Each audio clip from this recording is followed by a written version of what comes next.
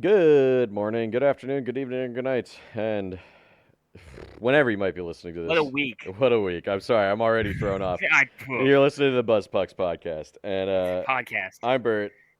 I'm Clay. And this week has been a little nuts. We were just talking before we hit that record button about all the things that we forgot even happened this week because of the one major thing that happened this week. You know how the Stanley Cup Finals just ended, Yeah, and literally 8 days ago, the Stanley Cup final. That feels like an eternity ago at this yeah. point now. Well, we figured it was going to be pretty dead until the draft. Well, yeah, Uh, I thought it would be this week, this upcoming week, that things would be picking up heading into the draft. Nope, nope, we were incorrect, wrong. incorrect. We were wrong. They started the offseason swinging. But before we get into that, what are you drinking, Bert?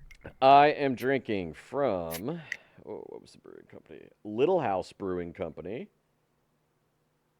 Uh, where are you guys from? God dang it. Little House Brewing Company in North Haven, Connecticut. Their Okay. rare candy is a New Ooh. England style Indian Pale Ale. It's got You've got. kind of simplistic art on it, just like a wrapped up candy Oh, with like a guy looking at you in the woods behind it. I figured it was going to be a Pokemon I reference. think it is still kind of as well, but A little bit. yeah. I don't think you could say rare candy and not have some connection to Pokemon. Some nerds to Yeah. think Pokemon. I'm drinking the Strawberry Crunch Bar by Ellicottville Brewing Company. Oh, I want that. That sounds so I good. know it's so yummy. Um, so yeah, it does contain lactose. So Mmm, delicious. good old lactose. But yeah, it's cream ale. It's yummy. Nice. Strawberry shortcake. All right. So I don't I even talked about know. it last week. I talked about it last week. Oh, So you did. That's right. I I was don't. gonna say I was gonna get it. I don't even know where to start here. Let's All right. start with one piece of news that is realistically, I think, the only overreaching news between all of us, is Uh that huh. Hockey Night in Canada is dead, Man, and fuck Sportsnet killed Rogers. it. Yeah, Sportsnet Fuck Rogers killed Rogers. it. Yeah. So if you don't know, the CBC, which is the Canadian Broadcasting Channel, which is essentially PBS in Canada, Yep. would have on Saturday nights a free hockey game for everybody to watch. It would Absolutely. it would roll around who the game was kind of thing, but that was a 74-year tradition. Mhm. And Rogers said, "We don't want people to watch hockey for free anymore because we're greedy assholes." Right. And like and even at the same time, like there used to be like a prime time game where you'd have to go to a channel. I think you'd have to go to a channel. Hmm. Like you'd pay a little extra for it.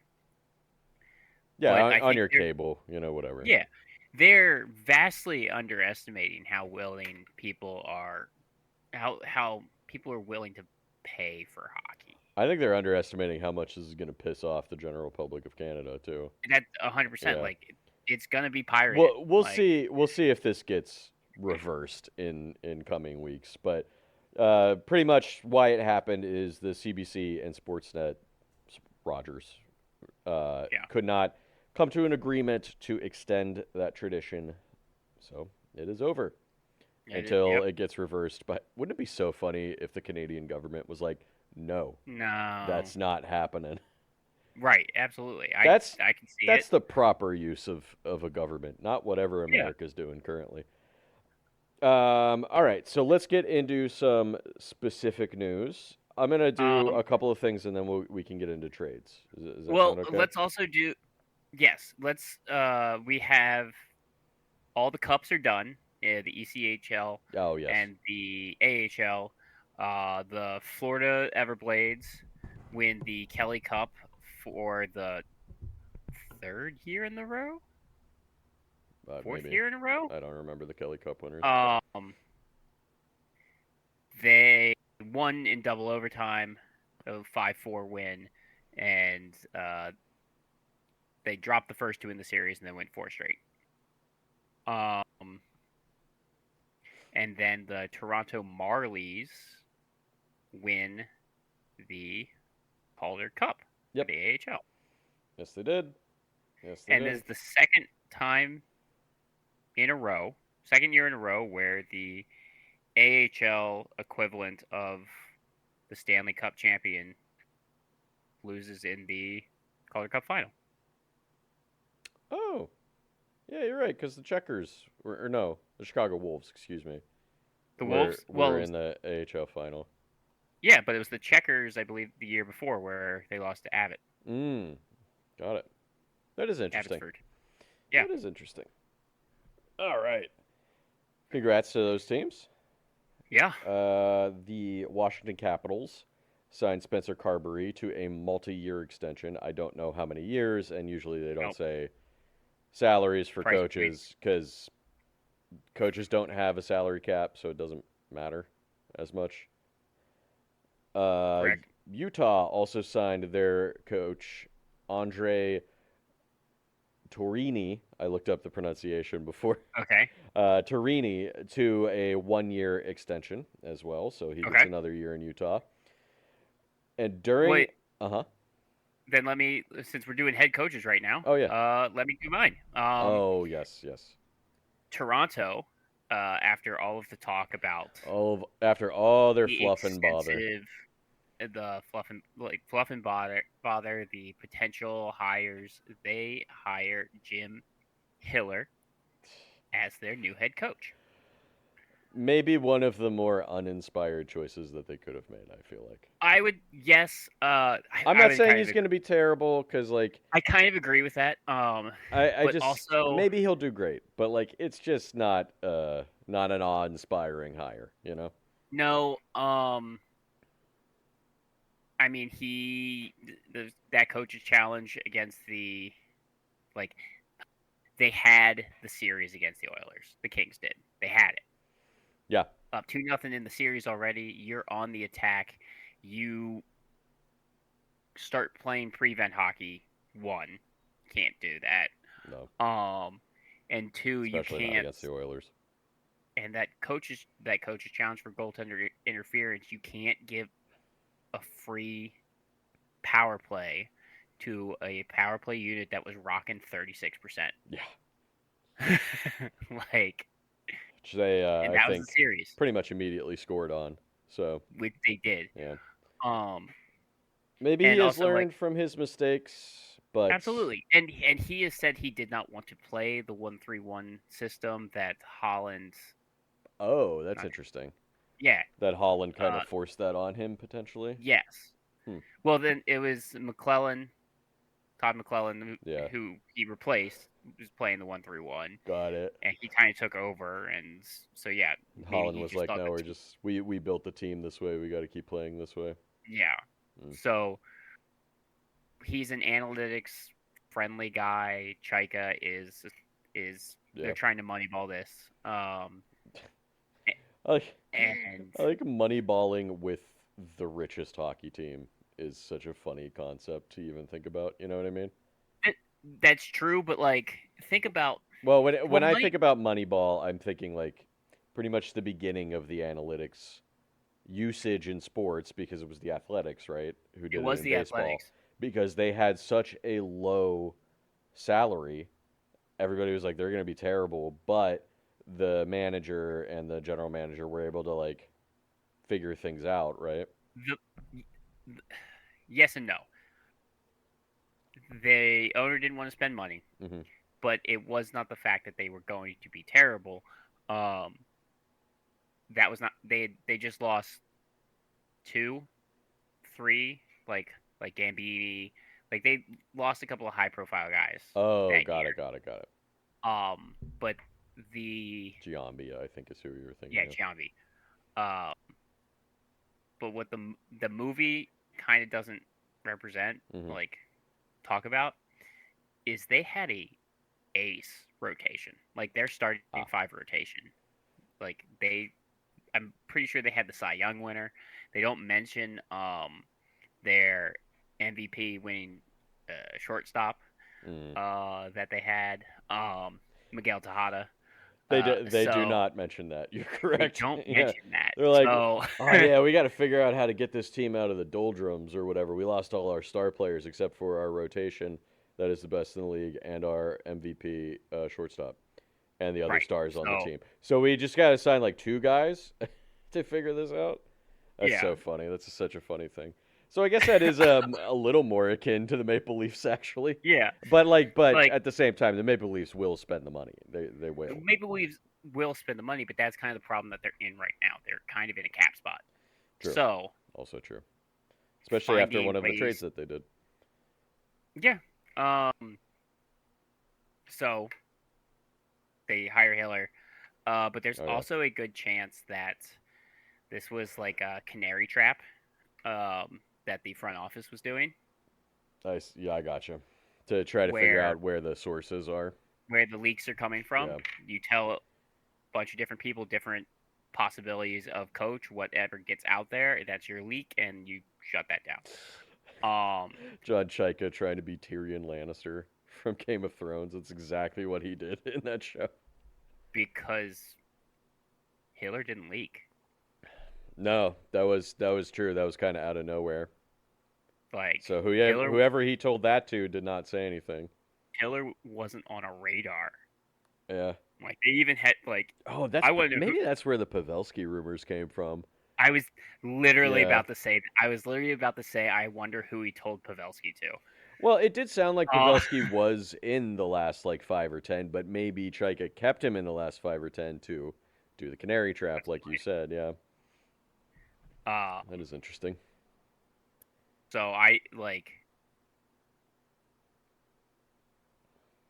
I think people complaining about all like the different rumors, and then you go with Hiller. It's just like I think all that buzz was intentional.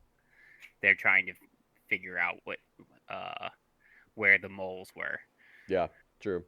Well, some general managers and front offices, the insiders know exactly what they're doing the entire time. And they're Tree like living. telling you Tree Tree Living, living would say Jim it Jim to the Rutherford. microphone. Yeah, Like like they're just up there saying they would exactly just what tell they're you whatever thinking. they're gonna do. But then there's guys like Lou Lamoriello who would not tell anybody anything and would even kill trades when it got leaked.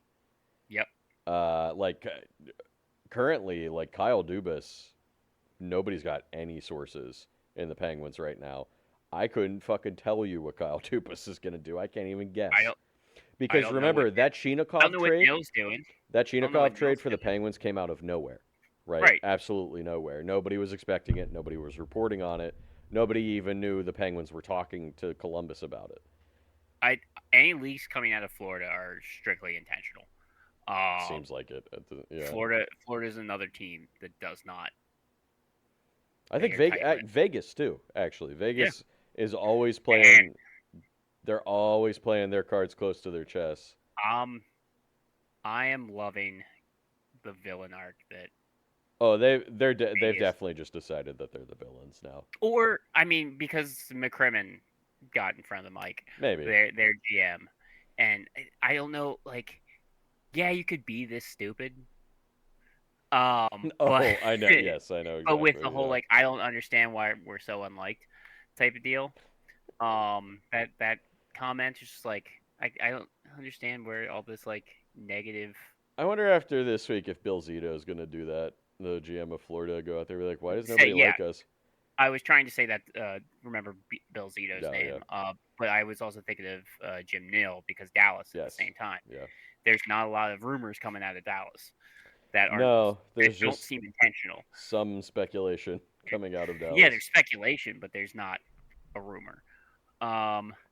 Okay, so Oh wait! I got one more thing. speaking on Vegas, Yeah. Vegas, Oh yes. Sorry. they hired their new head coach Ryan Craig, who is a part of the organization.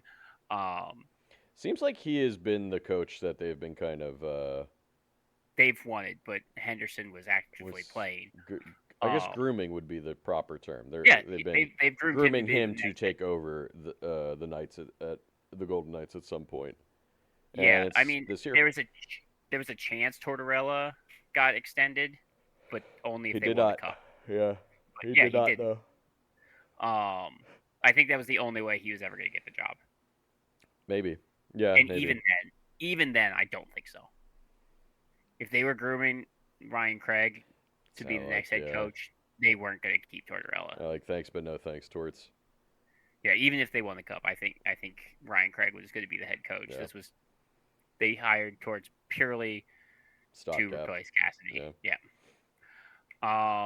And actually, Joel Ward takes over for the Henderson I saw that. Silver Yeah, Knights I as their saw head that. coach I was watching the finals and I saw Joel Ward on the on the bench, bench. and I was Yeah. like, I know who that is. That's a former player, but I couldn't think of his name, and I had to look up their coaching staff, and I was like, Joel Ward, of course, duh, Yeah. that's him. Yeah, I was like, I know Um, that I face. I know I that love guy. him.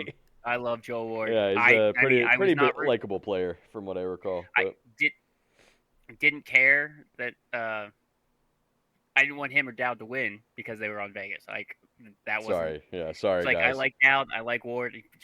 I don't care. You're on the heel team currently, Yep. or one of the heel teams. It, Um, the Western heel team. the Western heel team, yeah. There's a few Eastern heel teams, I feel like, at this point. I feel like both Yeah. Florida teams are heels. Yeah. Um, so I also have that during the Cup parade, the Carolina Hurricanes extended Nick Delorier to a 2-year Yes. extension. During Like, they were up at the podium, he was drunk, he signed he it, brought and out he a said, contract. yeah, and he said 2 more fucking years. Yep. Pretty funny. That's a Okay. pretty funny thing to do. That's great for him. He pulled a pronger. Yeah. Drunk, signing the contract. Oh, right. I forgot Pronger did that. Yeah. At least allegedly he did that. Allegedly. But yeah, the parade looked crazy. Yeah. 180,000 people there. 180,000 people. All of Jarvis's friends were they were on the float with him. On the float with him. My favorite was Keandre Miller was also on that same I was bus. Say, I think it was a bus that they were on. Yeah, the bus. And Seth Jarvis was like, I convinced everybody on my bus to take their shirts off. And he was like, and I immediately regretted it because Keandre Miller looks like a Greek god and I look like a homeless man standing next to him. Yeah, exactly. I looked at the picture and I was like, yeah, he's right. Goddamn, Keandre Miller. Goddamn. He's fucking ripped. They ripped off Rod Brendamore's shirt on stage. The players did. The players did. Yes, the players did. The crowd literally ripped Jesper Kotkaniemi apart. Poor kid never stood a chance. Poor kid never stood a chance. To shreds, you say. To shreds, you say. And his wife? To shreds, you say. So, yeah. Looked like it was a fun time. Looked like a good time. Yeah, looked like a good time. All right. What else is next? Jesus Christ. You have extensions, don't you? Or do you want to get into these trades and just like we'll get into more order. This is, you know how we a classic. We don't think there's a lot to talk about.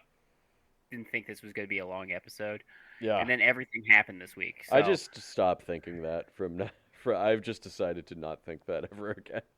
That's fair. All right. Why don't I start with my trades? Because we'll get through my two trades, and then literally everything else is yours. Damn straight. All right. So these are the first two trades that happened in chronological order this week, too. So it kind of works out. Yep. The Philadelphia Flyers and the Toronto Maple Leafs pulled off a trade. The Flyers got what's Wall's first name? Joseph Wall and Simone Benoit from the Toronto Maple Leafs for Sam Urson and I forget his first name, but Andre. He's a defenseman. Emile Andre, thank you. It was a young defenseman and a 2026 third-round pick that belongs to Philly. So this is kind of a puzzling trade to me because I thought Wall was probably their starter going into next year, but I guess Stolarz is the starter. So you have two guys who are equally as good as they are injury prone. Okay. That makes sense, yeah. You can't have both. Or yeah, you have to have at least one. Hildeby is no longer waivers exempt. Got it. That So would also explain this a lot. that right there. So they want Um, Hildeby to be the backup next year for Stellars, and backup. I'm sure eventually take over for Stellars. No, probably not. Hildeby will probably always be the backup, if not one Their B. younger goaltender, That's correct? that's their guy who just won the Calder Cup. Oh, I can't. His last name He gives begins it. with an A, and Yeah, he's that's all I Russian, I got for you. believe. It's That's like all I Art. got It's for you. like Art Yachuk or something like that. It sounds Um, good enough to me. so He yeah, had an amazing uh, playoff run for the yes, Marlies, and yes, he was a big absolutely did. reason why they won the cup. Um, so So Toronto gets. they kind of I have a mean, glut in. they can sign Urson if they want, but I guess they don't really need to. They can maybe No, flip they him don't. for something else. Yeah, absolutely. Andre But is yeah, more of a puck moving defenseman than Benoit is, which is will well, be the helpful fact for that Toronto. Toronto doesn't have a puck moving defenseman really.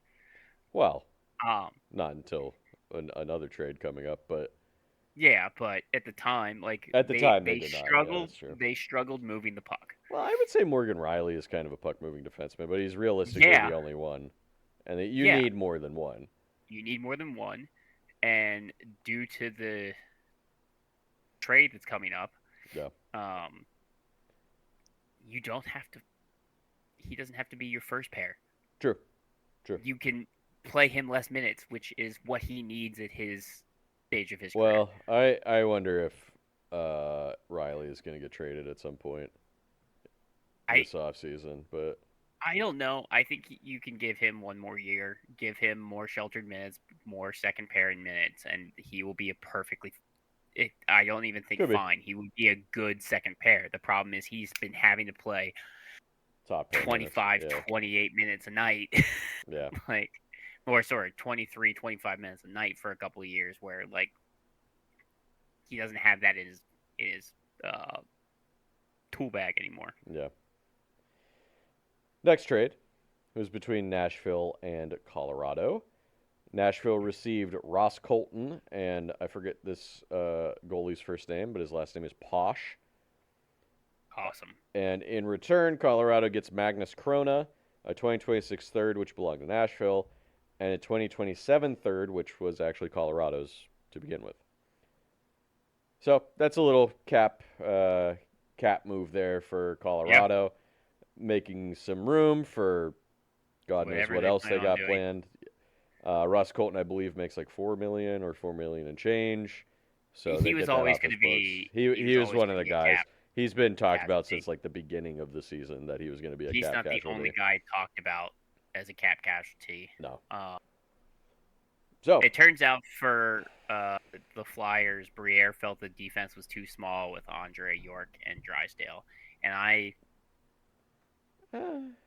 maybe, hate that mentality. I yeah, hate it. it's not. Like, But like, also Simone Benoit's not going to fix that.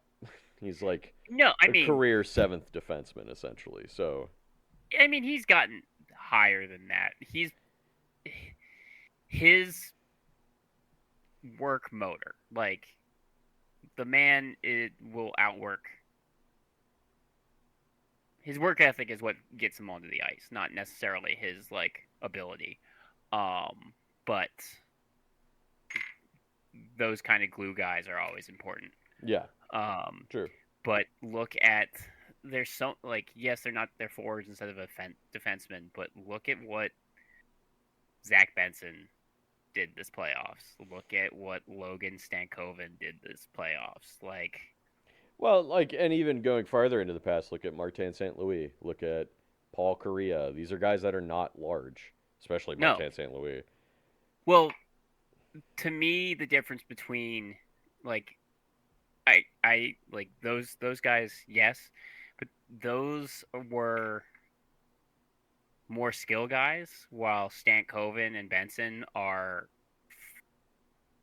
doing dirty shit at the boards. Like they are True, doing board true. work, which is Low center not of something you gravity. expect. Low center of Thank you. gravity. Like, yeah, the height's helpful for poke checks when it comes to defensemen, but like you can do some good board work and not be a giant. I mean, look at Um, look at the maybe the best board work guy of all time, Sidney Crosby, is like 5'10", 5'11", something yeah, like that. He's not huge. His ass right. is huge, which is the main reason why he's the best. But all right, Um, it's your turn. yes, this is kind of backtracking because Okay. um, injury stuff with Vegas came out. Oh, right. Yes. Um, Carlson had to have surgery on a broken wrist. Yeah, I think we Uh, speculated that was we speculated one that of the possibles. I thought it was going to be higher up. I was wrong. And then Stone had a torn adductor muscle, so that sucked. Yeah, that Um, sucks. Also Mu- Cassidy, Toronto was the only team that had been given So Toronto permission to did talk. talk to Cassidy, I guess. They Toronto just did didn't. talk to Cassidy, I don't know. They didn't like what they heard, or he didn't like the money, or something. right? But everything else, like all the other teams that needed head coaches, were Edmonton, who looks like they will be hiring Babcock because that report came Yeah. out, and Babcock is in the clear because basically what the report said was he's an asshole, but we can't. Which I should surprise no one that is No, what like this ended up being. he's an asshole, but he didn't break any rules. Um, I guess. so it seems they are going to probably. It's just a matter of time before they announce the Babcock hiring. So there's that. So Edmonton in the division. We talked about that. Yeah. Um, the Kings, same thing. In the division. Don't want to make them better. And then Vancouver, also in the division. Like those were the teams that needed head coaches. So what do you want? Yeah. I mean, I totally get it. So, I totally get it, and and that's they the whole again point. for all the for all It's the the whole point of bother, non-compete clauses. yeah, for all the Um, bother that people had about it, Vegas was not breaking any rules in what they were doing. So, I think non-compete clauses in a lot of ways are stupid and bad. mhm. I get it in sports. Yeah, I in get it in sports I get sports. it. In literally any other context or career, they're very shitty. In Yeah, sports makes makes totally sense. makes sense. Sense. Yeah, I don't want you to go to our division rival and then beat us. Duh. Especially when Yeah. you are currently under contract Yeah, with us. and pissed at us, which means Yeah. you're like gonna have extra drive to beat us. So All right. let's get into this actual. Everything we've gone over is not even interesting compared to everything else that happened this week. Correct. Um. Sorry. Shoot. The Buffalo Sabers Hmm. trade Michael Kessering's rights and their 2026 first round pick to the Sharks for the for a first round pick, which was owned by the Oilers. So they moved up two spaces. 7, I think. They No, sent they moved up seven. they sent You're right. theirs and Kesselring for 20th overall, essentially, and San Jose Yes. moved back 6 or 7 spaces in the draft. Yep. You're right. It's seven spaces.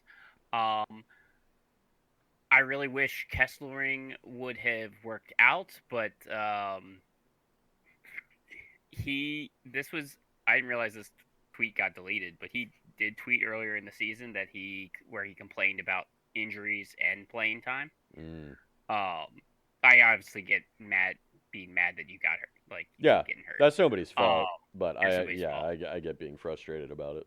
You can and then complain about playing time, where I mean in Utah the year before he was playing 18 minutes a night, so Right. then when he did get to play for Buffalo, it was only 13. But it also seemed like Lindy Ruff wasn't a fan, so he wasn't going to get like he played one game during the playoffs. Yeah. He was behind Zach Metza, so like when you're trusted like that little, yeah, like I totally Behind a see it literal getting the rookie, like yeah. a rookie in Metza. Um, I totally understand wanting a change of scenery. It is like being in Buffalo. I think it's a shame because again, he was the main piece in the Paterka trade, Yeah. Well, but it turns out Doan, Doan was but the actual Doan made main it work. piece in that trade. Doan Yeah. made it worth it. Like if Kesselring had worked out, that would have been just a steal for Buffalo. Yeah. Would have been a huge. Doan Would have been a huge uh, trade for but Buffalo. now they moved up 7 space. Buffalo moved up 7 spaces in the draft, and we'll see what they do with that. And he Whether if might be they their top flip pairing right defenseman on San Jose. So that, the way things are looking right now, we'll have to. I mean, we'll look at. I mean, you're right. You're I absolutely right. I don't know who else they might sign or trade for, but like right What now, they right now? this I think minute, he's their it's the top Dickinson. right defenseman. It's Dickinson Kesselring. Uh, Yeah, but Dickinson is young, right? right. So maybe you bump Kesselring above him at least to start the season. No, So I he's think. gonna I get all mean, the they're on. minutes. No, I think they're Oh, the same pair. I gotcha. Dickinson's a left defense. Got it. Yeah. Uh, yeah. So The you're Dick gonna Ring. get The 25 Dick minutes a Ring. night, bud. Pair. 20. Yeah, you're gonna get your minutes. You're gonna get your minutes because they got no other defensemen, almost literally. Yeah. Well, the rumors out there, the rumors that are swirling, and that There's we'll a get into lot. after we're actually done with what What actually happened? Yeah. Um. So what actually happened was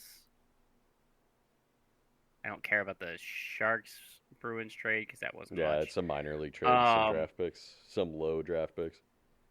The Tampa Bay Lightning. Yep. Do a sign and trade. Yes, they do. They sign Darren Radish. Oh, unprofessional. To an 8-year.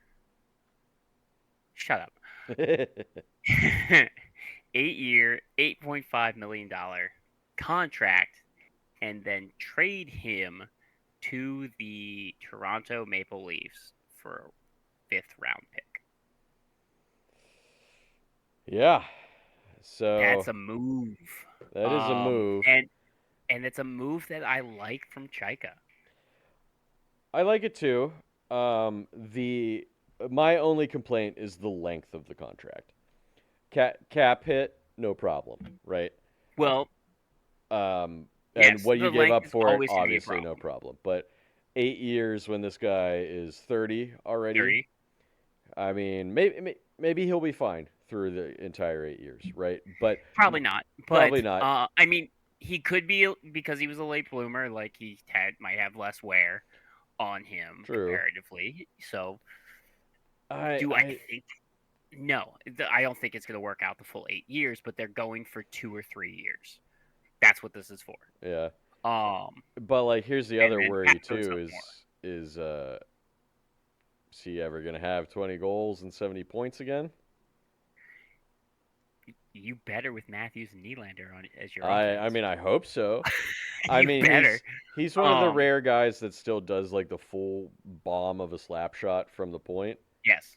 Not a lot of guys do that anymore. So maybe Matthews, Nylander could just feed him and just have him hammer shots down, and then people pick up the rebounds. I mean, he doesn't necessarily have to score 20 goals, but he's got to put pucks on net. He's got to facilitate. The 70 assists could just have to be rebounds or tip-ins. Like true, yeah, that's what I'm saying. Towards the net, like, the worry that I have is who is. Yes, because now he is your number one puck moving defenseman, and now Riley can play second pair minutes. Yes. The issue I have with Radish is who is he going to be paired with? Because JJ Moser covered for a lot of Radish's defensive liabilities. Mm-hmm. Moser was an absolute beast this year. And I think him being so good defensively allowed Radish to be better offensively. Who on Toronto is God, anybody that can do that. I mean, Tanev when healthy, but like how long is he 10 years? 10 years ago, maybe Joel Eriksson, but not current Joel Eriksson Ek, or not? I'm sorry, Oliver Ekman Larson. Excuse me. Oh, Ekman Larson was still more of a puck moving guy. I guess that's Uh, true, but I he mean, he was kind of a two-way guy. But you're right, he was more of a yes. puck moving guy. I mean, how healthy is Tanev? Uh, That's a that's very the good question. question. Yeah, Um, if he is fully healthy, then yes, Tanev can do that. But Tanev can absolutely do he's that. almost never fully healthy anymore, unfortunately. But also Tanev is a right defenseman. So, Oh, there's that too. um, hmm. I don't Morgan know. Riley's a, Morgan Riley's a left defenseman. Ooh, interesting. You don't think they're gonna fuck around and play the Interesting. two of them together on that top pairing, do you? I absolutely do. Um, here's the thing. If you always have the puck, they don't have to play good defense. Okay, how'd that work out for Edmonton this year? That's not what Edmonton was ever good at. But I'm more talking when Hronik and Hughes were playing together. I mean, I guess that's true, but They that's played kind of very like well an that one year. outlier example of the two of them together. Usually that doesn't work. Yeah, But I like think normally it doesn't Quinn work Hughes because is normally it also doesn't get not that. tried. Quinn Hughes isn't bad at playing defense either. No, neither is Hronik. Neither is Roenick, so that kind of that probably helped with that issue. Yeah, oof, Radish is not. Neither is Morgan Riley. yeah. Um, And I don't even know who to suggest that they could get that could fill into yeah, I don't know. Miro Heiskanen maybe. yeah. They're not gonna get But him. they're not getting him. So Oh, I mean, yeah. I do think at the end of the day, the contract is a little long for my taste. Everything else about it is good for Toronto. I agree. I also like the risk. Just like, I mean, they're hey, going for it. They're not rebuilding. That is what this move means. Is that they're um, saying this was a 1 year problem where we cleaned the house in the front office. this GM is gone. Tree Living's gone, and he didn't like, and that was a lot of the rumors with freaking Matthews. Like, there was no vision with Tree Living. Like, Yeah, yeah. there was no like Like where are we going? clear plan Yeah. with Tree Living, and now with at least Chaika, if it doesn't matter if it's a bad plan or it's a plan that doesn't work We're out, at least going for it. Like they're going in a direction. I got to tell you, Um, before the return was put out there, which was a fifth round pick, which totally makes sense yeah, in this scenario. absolutely. Um, before that was put out, I was like, no way they sent Matthew Nyes in this trade, right? That would be so stupid to Oh my do. god, But like my heart was like in my chest. I'm like, if they traded Matthew Nyes for Darren Radish to Tampa Bay, I right. would have that would have been horrible. They did not do that. But that was Well, my immediate thought was that was what the trade was going to be. Chaika, it seems, does not want to trade Knies. The Okay, that's only good. He type shouldn't. he doesn't want to trade Knies, but it's the same. The fact that if some team puts out an offer like Montreal did, There's a big offer. it'll be hard to say no to. He's not shopping him like Tree Living was. Right. It's more just like, hey, if you throw that out there, like if it's like when the Caps traded Carlson. Like they weren't looking to trade Carlson last season, But but somebody that offered was a first round draft pick, and they were like, it's like all I right. can't say no to that. So that's that looks what like it's what's going on. Oh, excuse me. Um, do do do do do. That news is done. Um, oh man, here's the Vegas turning heel. McCrimmon says people complain Vegas wins too much or jealous and uncomfortable admitting they've done a great job. I mean, Wow, he's he's right though. right. He's right. The people didn't want to hear it, but he's right. That is He's at exactly why everybody hates Vegas. he's out of line, but he is But he's correct. correct, yeah. Uh, um, the next trade which son of a biscuit. We're good. The next trade, which happened the 21st, which is yesterday. Uh-huh. Um, Florida Panthers send Mackie Semiskevich to Seattle Kraken for a first-round pick and this year's first-round pick and a second-round pick. So that's the 9th overall. Yeah. No. Florida already had No, the it's ninth not. overall. Florida already had the It 9th was the overall. 25th overall, I think. Seattle had the 25th. Well, because they got it from somebody else. Who I don't know. I don't remember. Oh, Acquired. it's Tampa. It's Tampa's draft pick for Bjorkstrand. Oh, you're right. You're right. Okay. Cool. So yeah, Um, I gotta say, is Becky Samuskevich really worth a first and second round pick? I don't. I think his first was fine. I think a second would be Honestly. fine, but first and second together is kind of a crazy price to Um, pay. he. Give me a second. God. Stop freaking out. Okay, gosh, Sorry, it was the computers. I figured. He is 23 years old. He has 27 goals and 36 assists in his career. 2 full seasons, played over 70 games in both of them. I like him as a winger. Yeah, I mean, there's the possibility, right, that he might break out and playing higher in the lineup. I believe he was playing on the fourth line in Florida. So maybe Third. he'll have, At some point he was on the third line. but still, like, maybe he gets bumped up to the second line, gets some more minutes under him, and more like offensive. He is an RFA. He's not arbitration eligible. You have full control over his rights. That Seattle does. So I'm thinking Seattle's hoping they could get him long term. Probably. I do like him. That's fine. I thought I'm just saying that seems like a steep price to pay for a guy that's not like had a huge breakout yet, right? I agree, but I think he can. But you're banking on And him having a breakout. I know Florida liked him. Yeah. They obviously would have traded him for less if they didn't like him. True. Well, but we both saw that, and we're just like, we texted each other. Yeah, Florida's up to something. Florida's gonna do something, and I thought my immediate thought was like, oh, maybe they are pushing really hard to get Hellebuck because they need a goalie. Boy, was I wrong. Because we were both wrong, and we were both pissed. I don't know. I'm putting words in your mouth. I was pissed that I didn't think of this. I didn't think of it because either. They were talking about it in the open on their stupid podcast. Yeah. Well, say what happened. Say what happened. Then we'll get into all of it. This is the biggest, craziest thing that happened this week.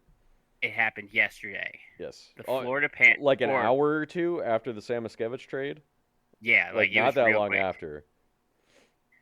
The Ottawa Senators acquire a first round, this year's first round pick from the Panthers. It's number 9 overall. This year's first round pick from the Lightning. Number 25 overall.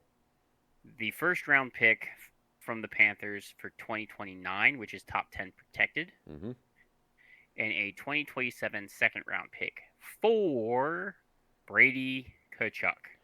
Yep. Yes, they did. So they have both Tkachuk brothers now.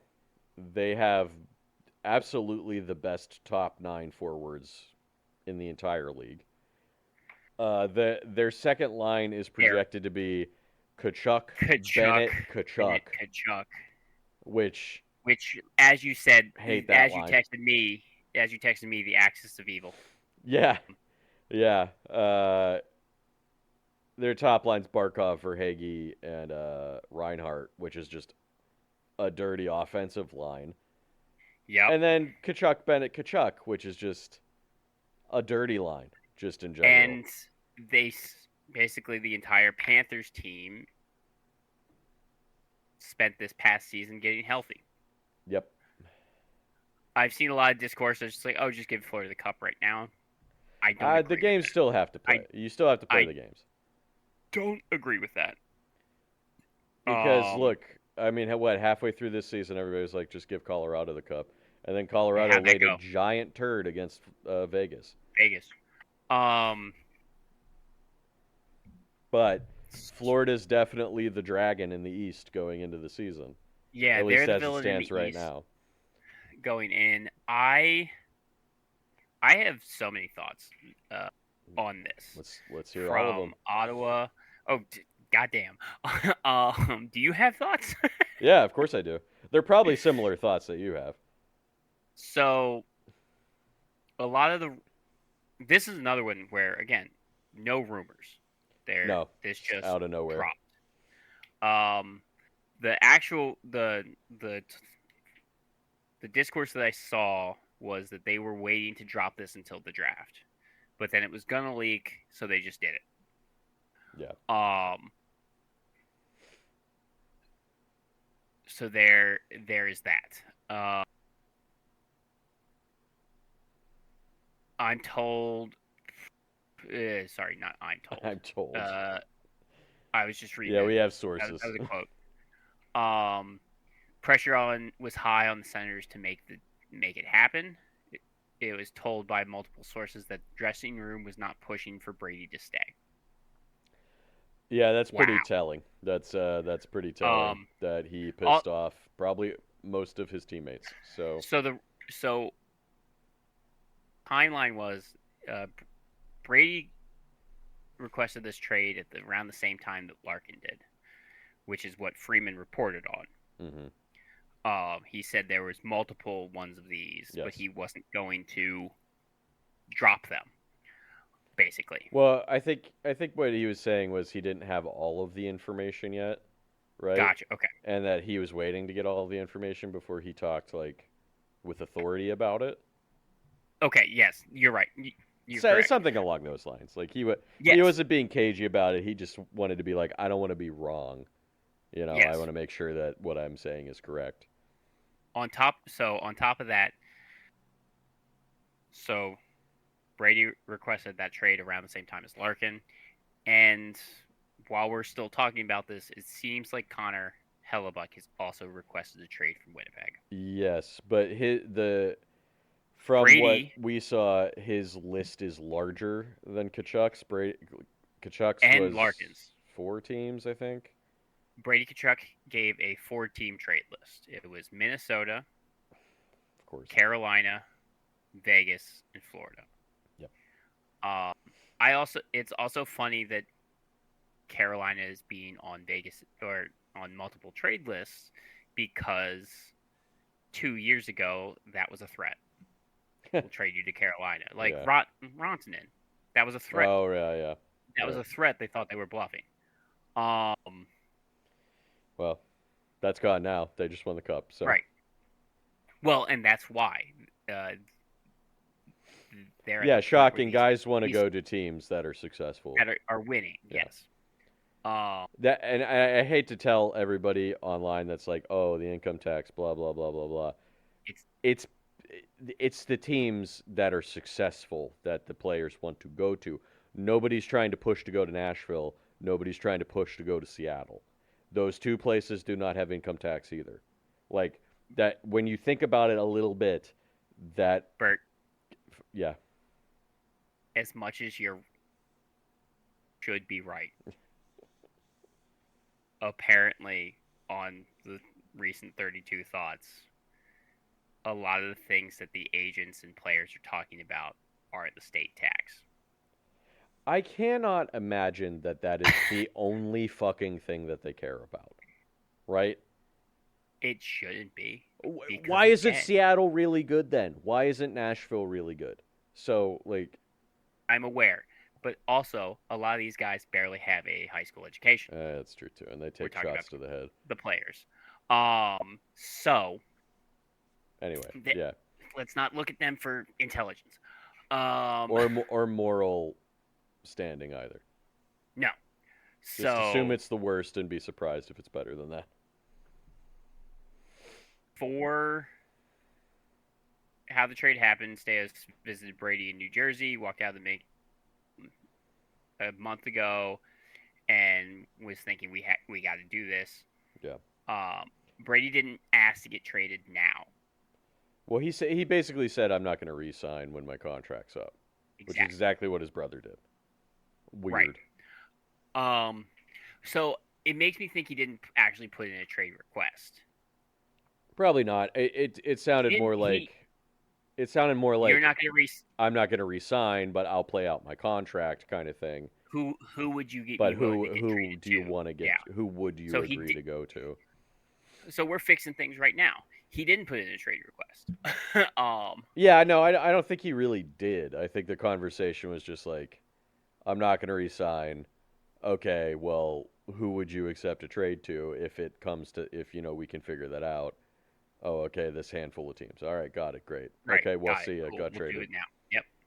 All your teammates Um, hate you anyway, so the reason it stayed quiet this long was because it involved two teams in the finals, but it was clear Kachuk's right. preference was Florida. Well, duh. Yeah. Um.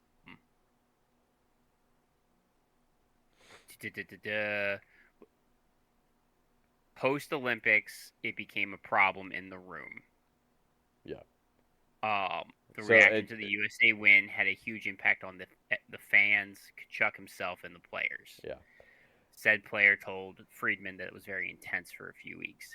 A lot of it was more I think a lot of it was more visiting the White House afterwards. Well, the partying with Patel going to the fucking Yes, State of the Union right yes, that afterwards. was more All you what guys had to do was don't do did that. not was Just did not, don't do that, and everyone would still love you to at least a certain extent, right? right Like because we he know you're like all Trumpers, but like if you would just shut the fuck up about it, everyone would still probably like you to a certain extent. even the Canadian ones. Even Yeah, the Canadian players are a lot of them are yeah, Trumpers because of the because they're Florida all ones rich that white went, guys. Because they're all fucking idiots. the ones that went and kissed his ass when Florida went to the Yeah, White House. Marchand was there. All they're Bennett all was there. there. Yeah, And let me be super clear. If you're a real big Trumper and you're listening to this podcast, you can just go ahead and stop. I don't yeah, care. that's right. But so there's that. What? And I would also like to point out, Clay, just to make it clear, you were reading reports from talking heads like Garrich Absolutely. and I don't know. LeBron and Friedman and stuff like that. Yes, that's I what just want to happened. make it clear that like you're not just saying stuff. Making stuff up. Yeah. Yeah. Some of the American players that won the gold medal felt a bit hated in the Canadian Oh, I wonder why. markets. Don't be soft. Yeah, you fucking babies. You little Like babies. again, it was more the. I feel like it was more the than the actual gold medal winning. Yeah. Honestly, It wasn't the gold um, medal winning. it, It's the Trump shit. It's the yeah, partying with the, Cash Patel for no fucking reason. Why was he even there? Bill Gary. No, I know why he was there. I'm just So saying rhetorically why was he there? a couple rumors and what goes on. So like, uh, Steos, the GM, saying that the sentence felt after this goes back to the Four Nations. After the Four Nations and the Olympics, that Brady Kachuk noise had become a distraction that they had to deal with. Well, there was that too, and that part is not necessarily Brady Kachuk's fault. That was more like the media being like, "Oh, are they going to trade Brady Kachuk here at some point?" kind of Right. thing. That wasn't necessarily Brady saying that or asking for a trade, but that was like kind of the media willing it to happen or putting pressure on it to happen for some reason. Yes. There's that. I mean, again, the whole Bill Gary of it all, doing the Canada as the Ugh, 51st state during the Four yeah. Nations thing. So that's another reason why Minnesota is. I feel like it's a reason why Minnesota is on a lot of these players' list Oh, it is definitely because is. of Yeah, Gary. it's definitely that. Um, but Steos himself on is he was surprised that that Kachuk asked for a trade. It's kind of one of the two. Like he asked to get traded, but like he doesn't need to get traded now. He's just not going to resign. Right. Um, Can't let him walk for nothing. I get it. this is a quote from Stamps. I think as the year went on, for me, I could clearly see that Brady was a bit of a different player from the year before, so probably not overly surprised at this point. That is the most direct you are ever going to see a GM say that a player quit on the team. Yeah. Well, remember in the playoffs, 0 points. He did He did 0 points. nothing in the In playoffs. fact, he started the playoffs by putting himself in the box for 5 minutes Yeah, and true. putting a fire under the Hurricanes. He got the Carolina barn fired up with a fist fight with Jordan Stahl to start the series. Yeah. Like he fired up the other team for this playoff series. Congratulations, Brady. You got them to win a cup. Yeah. Um So quitting on the team, doing his and you could see it. You could see it yeah, after the Olympics where he just was not into it. doing it. And But what? Let's go back to like also you mentioned their stupid fucking podcast that the Kachuk brothers do because they're trying to be the Kelsey brothers from yep, football. But the thing is that the Kelsey brothers are actually charismatic and right, likable, whereas you two are not, and your dad correct. absolutely is not. Absolutely is not. And Brady sat there as Matthew and their dad Keith ragged on the Senators and their goaltending specifically, Yep. and you just sat there and laughed and you did not defend your players and you got little brothered in that. It was an awkward laugh. I will say it It was an was, awkward yeah, laugh. You weren't comfortable with it, but you also did not feel comfortable enough to stand up to to your stand older up brother for and your your dad. players, stand up for your Stand up. teammates that you're the captain of. Yes. So You fuck. that was a big one, and that came out after you got crushed by Florida 5-1. Yeah. Um, it was recorded before that, but it came out afterwards. Again, it's your podcast. Hmm. You could have edited that out. But Um, I also saw somebody pointing out that boy, we should have seen this all coming because on that podcast set, it's nothing but Florida Panthers shit. No right. Senators Well, and stuff on there at all. yes. Um, and on all of it all, my feelings of Brady Kachuk on the Senators are pretty conflicted because you could see it where he could take over a game Yeah, and be a monster and sure. yeah, absolutely take over a game, but there's also times where he could just throw it, like he could get rattled and be Throw a a net tantrum. negative Yeah, on the ice until he got kicked out, and then the team would actually be better fine. off Yeah, yeah. during that game. So I think I think Brady's a little overrated, but at I the don't. same time, I don't know. I'll be I totally don't. honest with you. I don't think he's worth 3 first-round draft picks, I don't. I like at all. I think Ottawa made a steal on this trade. Yeah. Um, Well, it's what because they it's what they do with these picks. That is yes. the Now, if they stand pat telling thing. and just use them, I think that's okay because they got a top 10 pick out of it, right? Yep. But I think they were in the playoffs and they want to be in the playoffs again. You're gonna have to use these picks to add players to your team. Like I Right. already saw somebody mentioning McTavish to them, using McTavish, these draft picks to get McTavish, using these draft picks to potentially maybe try to swing something to Jason get Roberts, Jason Robertson onto or Maverick Ottawa Bork. or Maverick Um, Bork, one of the but the two. fact One is, will be you cheaper now than the other one, but well, the fact is you now have 3 first-round picks, and yes. one of them is your own. You can send out offer sheets and still be fine. Well, they can't do offer sheets until free agency starts, and those draft picks will be gone by then. those 3 first-round draft picks, so they have to use those in trades. I thought you could do offer sheets beforehand. Mm-mm. Mm, No. So mm, those 3 picks right. are gonna be used at the draft regardless, but it's what they swing with those Offer sheet. picks. You're right. Um, Now they have that future first round draft pick in a couple of years from Florida. Maybe you don't care about, especially if you could get somebody like Robertson. Maybe you go the max offer sheet. Maybe you say fuck it.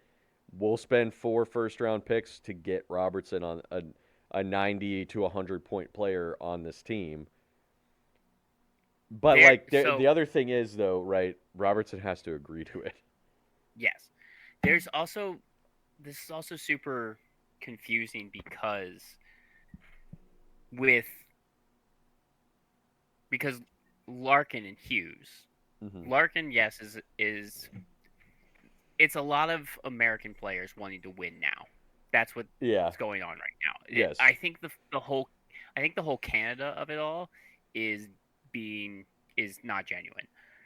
You think it's being overblown that the American players are like, I don't want to be on my Canadian team, Correct, is what you because mean? Yeah. so far we I have kind of think three that guys. too. Yeah. We have 3 guys of all of them. And it's Hughes who at this point I totally understand I why he get out of understand why Vancouver. he wanted out of Vancouver. Yes. It's Kachuk, Hmm. which I'm kind of confused by because they're a playoff team. Yep. Um, I think him specifically makes a ceiling. So the fact that they get rid of him, this might be take a step back and for 2 steps forward type of deal. Right. Because they are a playoff team. They are definitely a second round Well, team. the other Who part knows of if it they can get too, past that? yeah, the other part of it too is that maybe he was such a net negative in the locker room that it was affecting them on the ice. Right? You Yep. have to consider that. It sounds like Oh, he was a absolutely. huge net negative in the locker room, especially after the Olympics and all of the It, bullshit that they did after they won. Because like me and you were watching that finals game, we were so happy when they won, and then we oh, saw Cash Patel in the locker room, and we were furious. both immediately furious. Um. Um, Anyway, to get going past that though, but like maybe that's affecting a Tim right. Stutzla. Maybe that's affecting other guys on this team.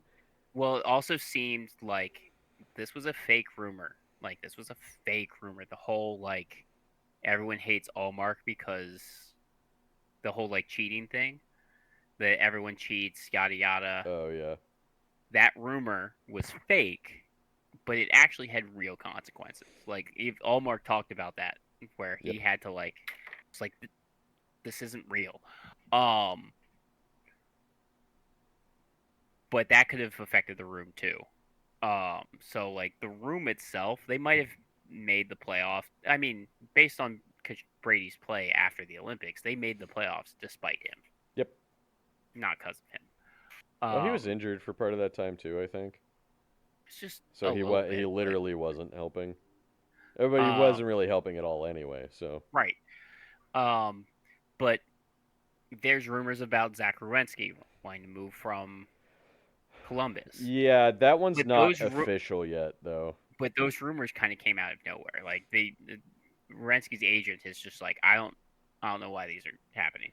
Yeah, Um, I but, that one I'll believe it when I see it, kind of thing. but Brady getting moved puts more credence to this because there's only 2 years left on Werenski. If Waddell gets an offer, Sure. might as well. Yeah. Um, Well, it depends on like if Waddell sits down with Wierenski and Wierenski says like, "Hey, unless we start making the playoffs, I'm not going to resign." yes. Um, but again, like the only other American who seems to have requested a trade is Hellebuck. Hellebuck, I guess. It seems I like at guess this point it he seems did. like it, but the direction of Winnipeg is, yeah, I kind of get it. I kind of get it. Yeah. So like But also, he's a big wildlife fishing guy, and Manitoba's perfect for that. So, like, he said he loves he living in like, Winnipeg. Yeah. But it's just Winnipeg is on kind of the downturn. Unfortunately, after they won the President's Trophy last year, they took a Yes. huge step back Huge this step year. back. And part of that was Hellebuck was injured for 2 months or something. Yes. That certainly didn't help. But they really missed Nick Ehlers. Maybe they They should have just really brought him missed Nick back. Ehlers. So But like, going all the way yeah, back, like this might like this is 100% my own like personal biases hmm projecting this. I don't like this trade for Brady Kachuk okay, because you like there's no chance for personal growth from this no, because you were in Ottawa. While you might not have been the best player, like you were one of them. Um, and you were the face of the franchise again as their captain. And you decided to throw that away to go play in your older brother's shadow, yeah, where even he isn't the guy on that no. team. He's like Like, the third guy, kinda, because exactly. you have Barkov, and then I would say maybe even Reinhardt is more important than More Kachuk is, agreed. And then Marchand on that team and is the more of a Marchand guy too. Yeah, than Brady. Like in terms of a voice in the locker room, Brady's going to be low, especially because he is going to be getting little brothered. Because you could watch it, you watched it on the podcast. Like you could see, especially the one where Keith was there. You could see that, like he's just shrinking in between the two of them. exactly, and like man, like I understand that's hard in family dynamics, but like, wouldn't you want to be far away from that? I And mean, but another, like, you have to be smart enough to think of that, though, Clay. yeah, you got to be self aware enough to think of that. And I don't know that Brady Kachuk can read, so this, the sea he thought was a half moon. Um, but was there a Lucky Charms in that word? they put a little Lucky Charm on my jersey. I know, I like it a Um, lot. Dad, look, a Lucky Charm. but Keith Kachuk is a little different, but it's not because he's a Hall of Famer now. Oh yeah, he did. Yes, we can mention that too. After We this, just did. well, But there's other guys that made the Hall of Fame too. yeah, but it's never good when you know the names of a hockey player's parents, like Nope. Paul Marner. Yep. Uh, Shit. Well, at least, yeah, like you said, Keith Kachuk did play in the league a long time, is now a Hall of Famer, so that's a little different. it's a But little different, but you yeah, could, why do we know about Mitch Marner's dad? It's because he's a but psychopath. but Keith made a lot of noise trying to get Brady to move, and Worked. yeah, it did. And I know Keith lives in Florida now, and Of course now he does. both of his kids live in Florida. And a lot of there's so yeah on like a personal level, it's just like I don't like this move for Brady. Well, I don't. here's the thing, Clay. I don't really care that much about him. So It's not even like a him. Like I don't care about him either. But like that's sounds like just you care about him, Clay. You're like really thinking hard about him I and know his that. feelings. Well, I guess I can't help it. But You're also just an empath. the whole like give the Panthers the cup. That second line is complete mental liability. Oh yeah, they could really well. So they can get under another team's skin, right? But if they Like don't, they're if gonna you throw get a under fucking tantrum. theirs, yeah, that They're and gonna get majors. They're gonna throw dirty hits. They're sure gonna. the whole Colin Campbell of it all. Um, That doesn't stop referees in game from it calling does them. with Peros. You know, it really Well, does. It, it's the Florida, uh, the NHL Panthers Association. Um, but yeah, like we've watched them get away with so much over the couple years. True, that is But true. it might be hard to ignore when you have such a liability of Kachuk, Bennett, and Kachuk, Yeah, where all three of these guys are absolute cowards who will not fight another player evenly. I would love so much if that line just had a horrible season next year, Um, and I'm sure I am not the only person. but no, absolutely not. But like that to me, like yeah, they can that that line will either put up a huge amount of points or have a total breakdown Yeah, in a game, and there will be teams who at this point they know they're not going to get the favorable call. They'll just punch them in the mouth. yeah. Like they're just like, all right, I don't care if I'm going to get called anyway. I'm going to get make it worth my time, and Evgeny Malkin tomahawk chop with his stick. absolutely, we've we've seen other teams. We watched Tampa Bay not Not or back try to down. like not back down this past season or step up on teams this season. We watched Buffalo not back down Oh yeah, this past season. That could be some spice this year. true. Um, Montreal is not a team. Montreal is a team that doesn't have the size, but they have the skill. Like I am And the speed. very They might and the even just speed. be able to go just right past the Kachuk brothers because they're both big, but they're both not fast. All of Florida's defensemen are 30 plus, There is that too. Florida does have and a ticking clock at this point. Is they don't have goalies currently at all. literally no goalies. Literally Like no that's goalies not on their hyperbole. roster. They literally do not have a goalie on the roster. They obviously they'll get one in the off season at some point, but It'll or be like two. Aronson. I could see them maybe signing Stuart Skinner, but Stuart Skinner is a Oh, real like Jekyll and Hyde kind of goalie. But get Stuart Skinner and Jack Campbell. Jack Campbell comes Actually, out of the abyss. that might not be bad for both of those goalies. Might not be Stuart bad Skinner, for I actually Florida. think would be really good on Florida, which I hate. Well, even Campbell. Campbell's. Is Jack Campbell even still playing? I think so. Yes, he's buried in like the minors somewhere. But like Campbell got benched for worse stuff, like for stuff that um seemed to fly this year. Uh, Like he got sent down for Stuart Skinner numbers. Um, Tristan Jarry numbers. yeah. So Yeah, maybe. I Campbell, they'll get a goalie. Campbell, I'm not really actually worried about that unless the goalie, whoever they get, just absolutely implodes. right? Because goalies do that sometimes, right?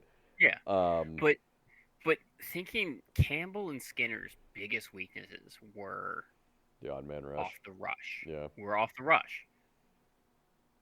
Florida doesn't give a lot of those up. true. That's true. That's what I'm saying, dude. I think I could like feel it Campbell in my bounce back bones season. that Uh, Stuart Skinner is going to be their starter and he's going to have a fantastic season.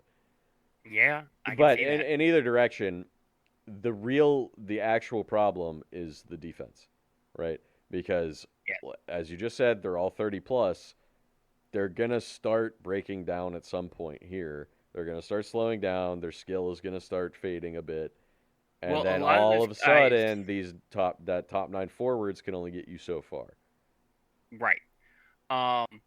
Well, I say 30 plus. I mean like literally hit 30 because Forsling, Ekblad, uh,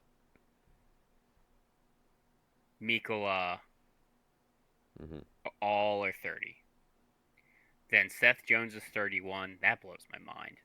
I know that is Um, crazy when you read some of these ages, and they're like, "I've been watching you for 10 plus years, and you're only 31." Jesus Christ. And then Kulikov is 35. Right. But then you have Belinsky's who's 29. but like That's close that's enough. I feel like that's close enough. but also that's Belinsky's. That's your third pair Yeah, anyway. yeah. Like, So and like, you know, Barkov is coming off of a pretty bad knee injury. Yeah, he looks good at the Worlds, but yeah, you know, he he's looked coming great. off a He pretty looked great nasty at knee Worlds. injury. This is a Um, full year removed from it though, so like, True. yeah, I think Barkov's not going to be the No, no, problem. no. But I'm just saying, like, he could maybe not. He could maybe be rusty. He could take a slight step back from that injury. Verhage had a bad season last year. Well, but isn't Verhaeghe's in his 30s? He hit Um, 30. He also Brad he Marchand is almost he 40. he quote unquote had a bad season last year, but he still had more goals and he still had more points than he did the year before.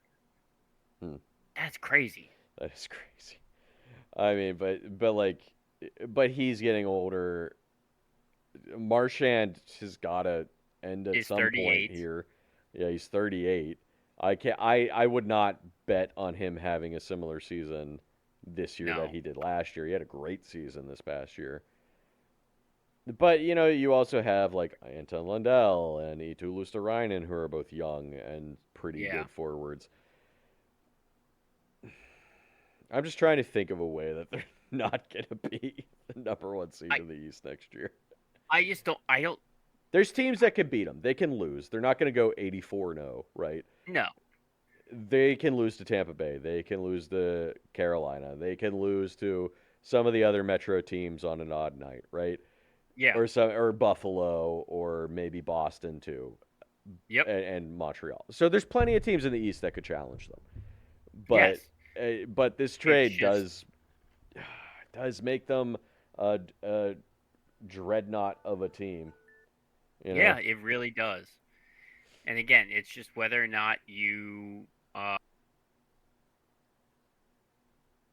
like how you view them for the liability, Yeah. the mental liability that Well, I mean Brady that second is line is. absolutely much more of a mental liability than his brother. Right? His brother is a Yeah, little bit more collected than Brady is. Sam Bennett, though, you're right, very similar. If he's not getting his way, then he's going to throw a tantrum and throw a dirty hit. yep. So we'll have to see. I mean, it's man, I'm still reeling from it a bit. Yeah, no, we're all reeling from this Yeah. trade because again, it came out of nowhere. Um, but whew, All right. it's gonna Well, make next season interesting. that is certainly true. It's going to be something to watch, and it's going to be another team that the entire rest of the league is going to be cheering against, which is going to be Florida and Vegas. Those are the two teams that everybody Yep. is going to be cheering against. Like literally every other team is going to be. I hope they win. I hope they lose any given night. I hope Florida Any given loses. night. I hope Vegas loses against whoever they're playing. All right. Shall we move on? Yeah, I think we covered everything we can for that. That. So what's next? Because I think that's all the trades. Are we gonna do signings? yeah, we could do signings. Sure. I mean, I All covered right, my signings. Literally everything else is yours until you're we get right. to the team wrap ups. God damn it. Because I did my one So signing, who was Nick Delorier. and then the signings that I got three. Jason Dickinson extends with the Oilers for 5 years, $4 million. I think And that's they good. I think that's a and on solid contract. absolutely on top of that, the Oilers extend Connor Murphy for 5 years, 4.1 million. So Same. I I think think both of that's good those are too. super Yeah. solid for the Oilers. Um, and a good one was that Seattle extends Bobby McMahon for 6 years, $5.75 million. Again, I think a totally reasonable contract. I think Bobby McMahon could have gotten more on the I think open so market. too. I think So Bobby like, McMahon could have gotten $7-8 million because he nearly had 30 goals. He's a center. This free agent class, we've said it a million times, not great. you know. Not great at all. So he could have made bank on free agency, but I believe he Really think said so. he really liked playing in He likes Seattle. Seattle, So yeah. yeah, Um, so hopefully there's Seattle no can state income tax there. shut up. So hopefully Seattle can make a little bit of a push with their entire team of middle six guys. Um, Yeah, I mean, yeah. uh, Like Mackie Samoskevich doesn't change that either. He's no, just no, added not at all. to the 12 middle six guys that they have on their team. And no offense Yep, to any of those guys, it's just no, kind of none of you are first line players. no. Um, so are there any good rumors? You want to talk about rumors before we get into We could the talk. wrap ups? Yeah, sure, we could talk about some Because rumors. there's some good like rumors out there. Well, we got the Um, Hellebuck. We got the Hellebuck, I guess, making a trade. It's still kind of questionable, but it seems like he made a trade request. We don't know the teams that we are don't know on the his list. teams. He Um, wanted to, like they wanted to keep this secret. yeah, It's, he's not making a big deal about it, kind of thing. yeah, Um, I know before the Brady Kachuk trade, people were speculating Florida because they really need a goalie, I and really he need a is one goalie. of the best in the league. But I can't see how that I can't happens at see how this they get point. him. I Um, kind of no way that that trade can happen at this point. no, you don't. You no longer have the picks. You don't have the And also picks, and Winnipeg's not going to want picks, and you don't have a no, goalie to go the other way. they're gonna want Um, they're gonna want Lundell and Luosterainen potentially, and that that blows up your depth. Although well, Florida might be they able to make up for it, but Ottawa requested Lundell for the trade. They said no because they view him as a 1C. Um, I yeah, I yeah, eventually. I mean, he's still we pretty young, but we watched him be a 1C while Barkov was injured, yeah. while Barkov was out. So yeah, I get it. Um, Larkin is still out there. yep. I saw something linking him to Dallas a little while ago. Okay. So we'll see, but I don't. Dallas doesn't really need him, so I don't know what that Um, trade. I know I saw somebody be like, "Oh, Robertson for Larkin." I'm like, Detroit would have to add to that trade. they would because Robertson is Robert 5 years younger and just generally a better player anyway. Larkin absolutely, is a but center, also, but still, but like that doesn't help the Robertson has to extend there. Yeah, Roberts Um, is gonna have to go there and agree to extend for that yeah, trade to even work. And maybe he would. I don't know. Maybe he'd be like, oh yeah, I'll go play in Detroit. But also, like, I feel like very as likely to not agree to do it. yeah. The Bowen Byram Oh, trade Bowen rumors Byram is return. out there. Yeah. He's got 1 year left on his contract, and his agent is the type of agent that very much encourages his players to go to free agency. Oh yes, I can't remember his name, but he. It begins with an F. Oh, yeah, I can't remember it, but I saw one of the reporters say like he likes to just march his guys straight to free agency as soon as he Right possibly can. as soon as he can. So we'll see what happens there. I've heard Byram actually like likes it in Buffalo, so we'll see. Well, he also wants to Um, be a number one D, or at least be paid like a number one D at the very least. which is not gonna he's not gonna be the number 1D in Buffalo. So No, we'll see. he's never gonna overtake Darlene. Darlene is Never. he's the captain and also significantly better than Bowen Byram. Absolutely. Oh, Pierre Edward Bellemare officially retired. Yes, he did. He did. Uh, So did Jonathan Tays. so did Which Jonathan which Taves. like Yep, they officially. he actually, you Yeah, know what? He had a better season than I thought he was going to. Coming he back, had a better season than he we played thought he fine. was going to. It was not good. No, he was fine. He was solidly fine. But I Yeah. think it's probably for the best that he's he's Yeah. retiring.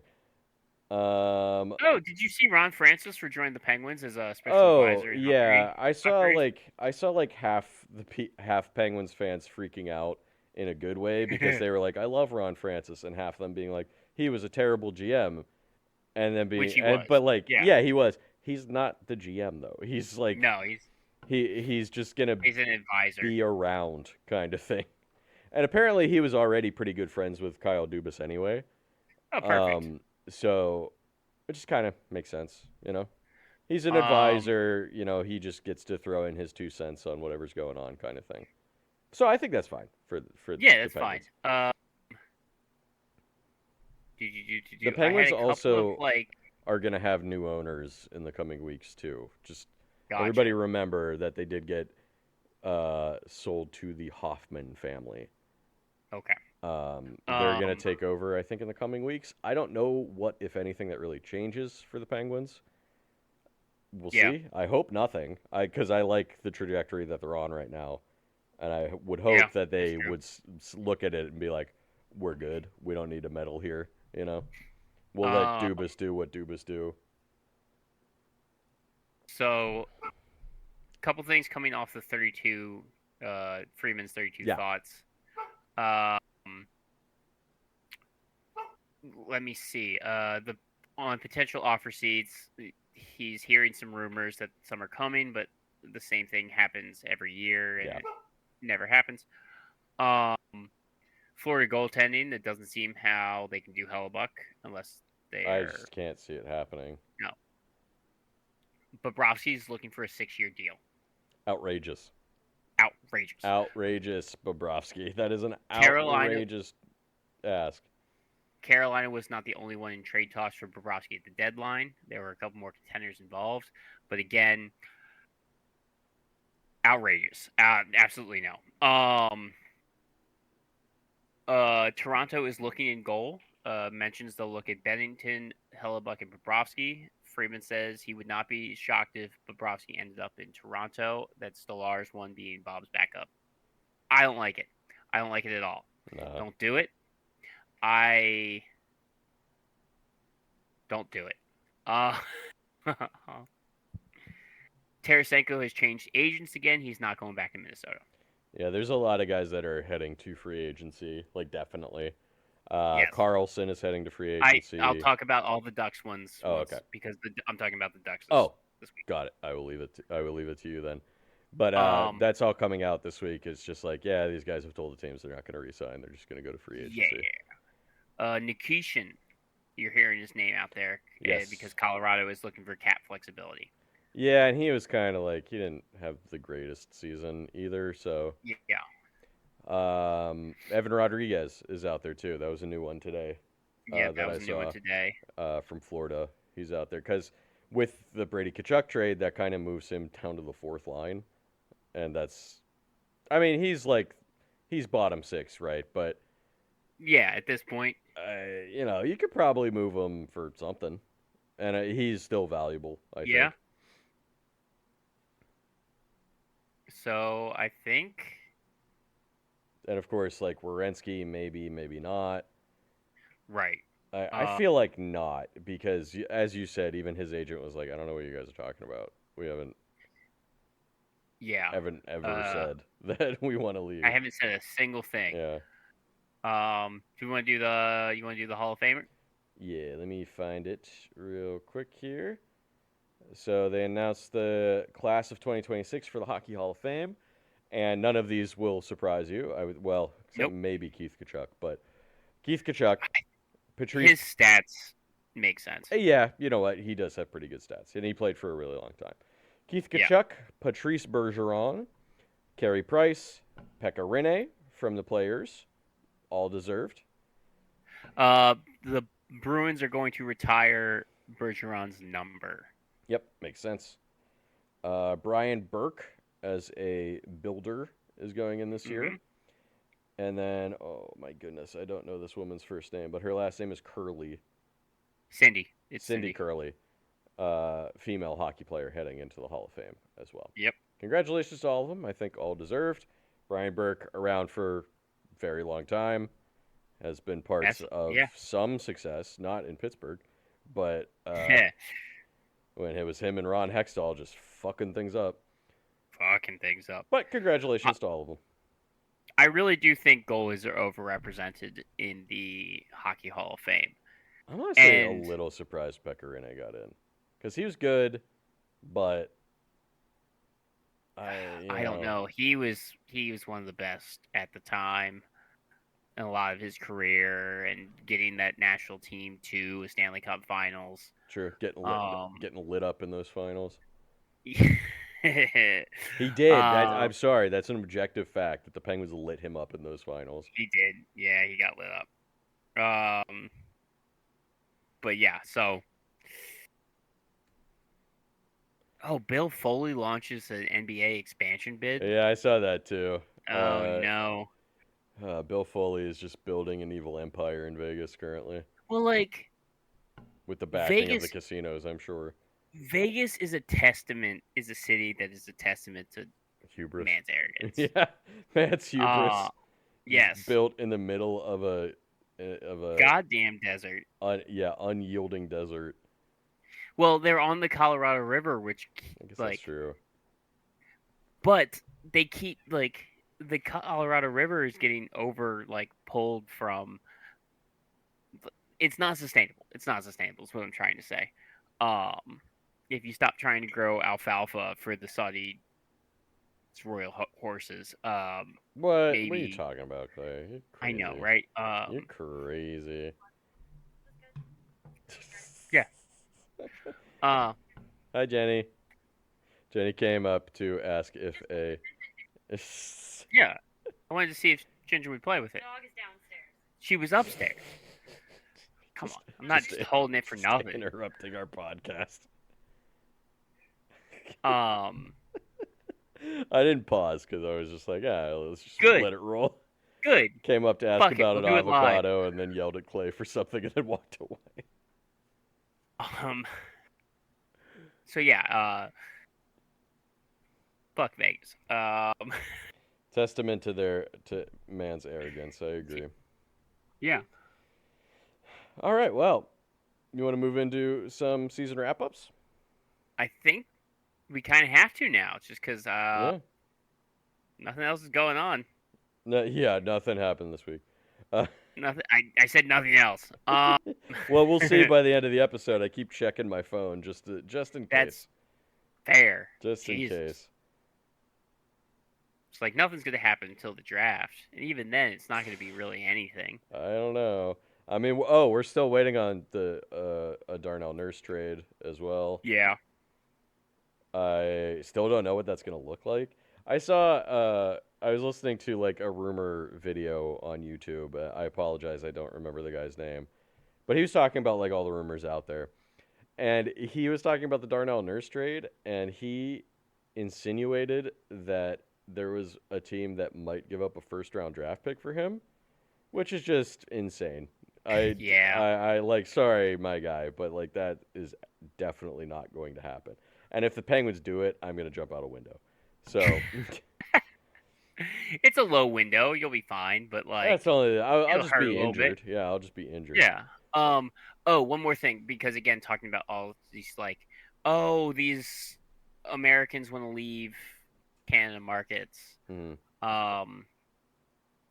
And just that's not necessarily fair. Johnny Gaudreau left Calgary because of COVID. 100%. Oh, to get closer to his family, right? Yes, because Crossing the moving border was very difficult at that was point. difficult, and I think his dad got COVID at some point. His dad was sick, so he's just like, all right, I can't be this far away, so that's Yep. why he moved to Columbus. Brady, no, not Brady. Matthew Tkachuk left. What's his face?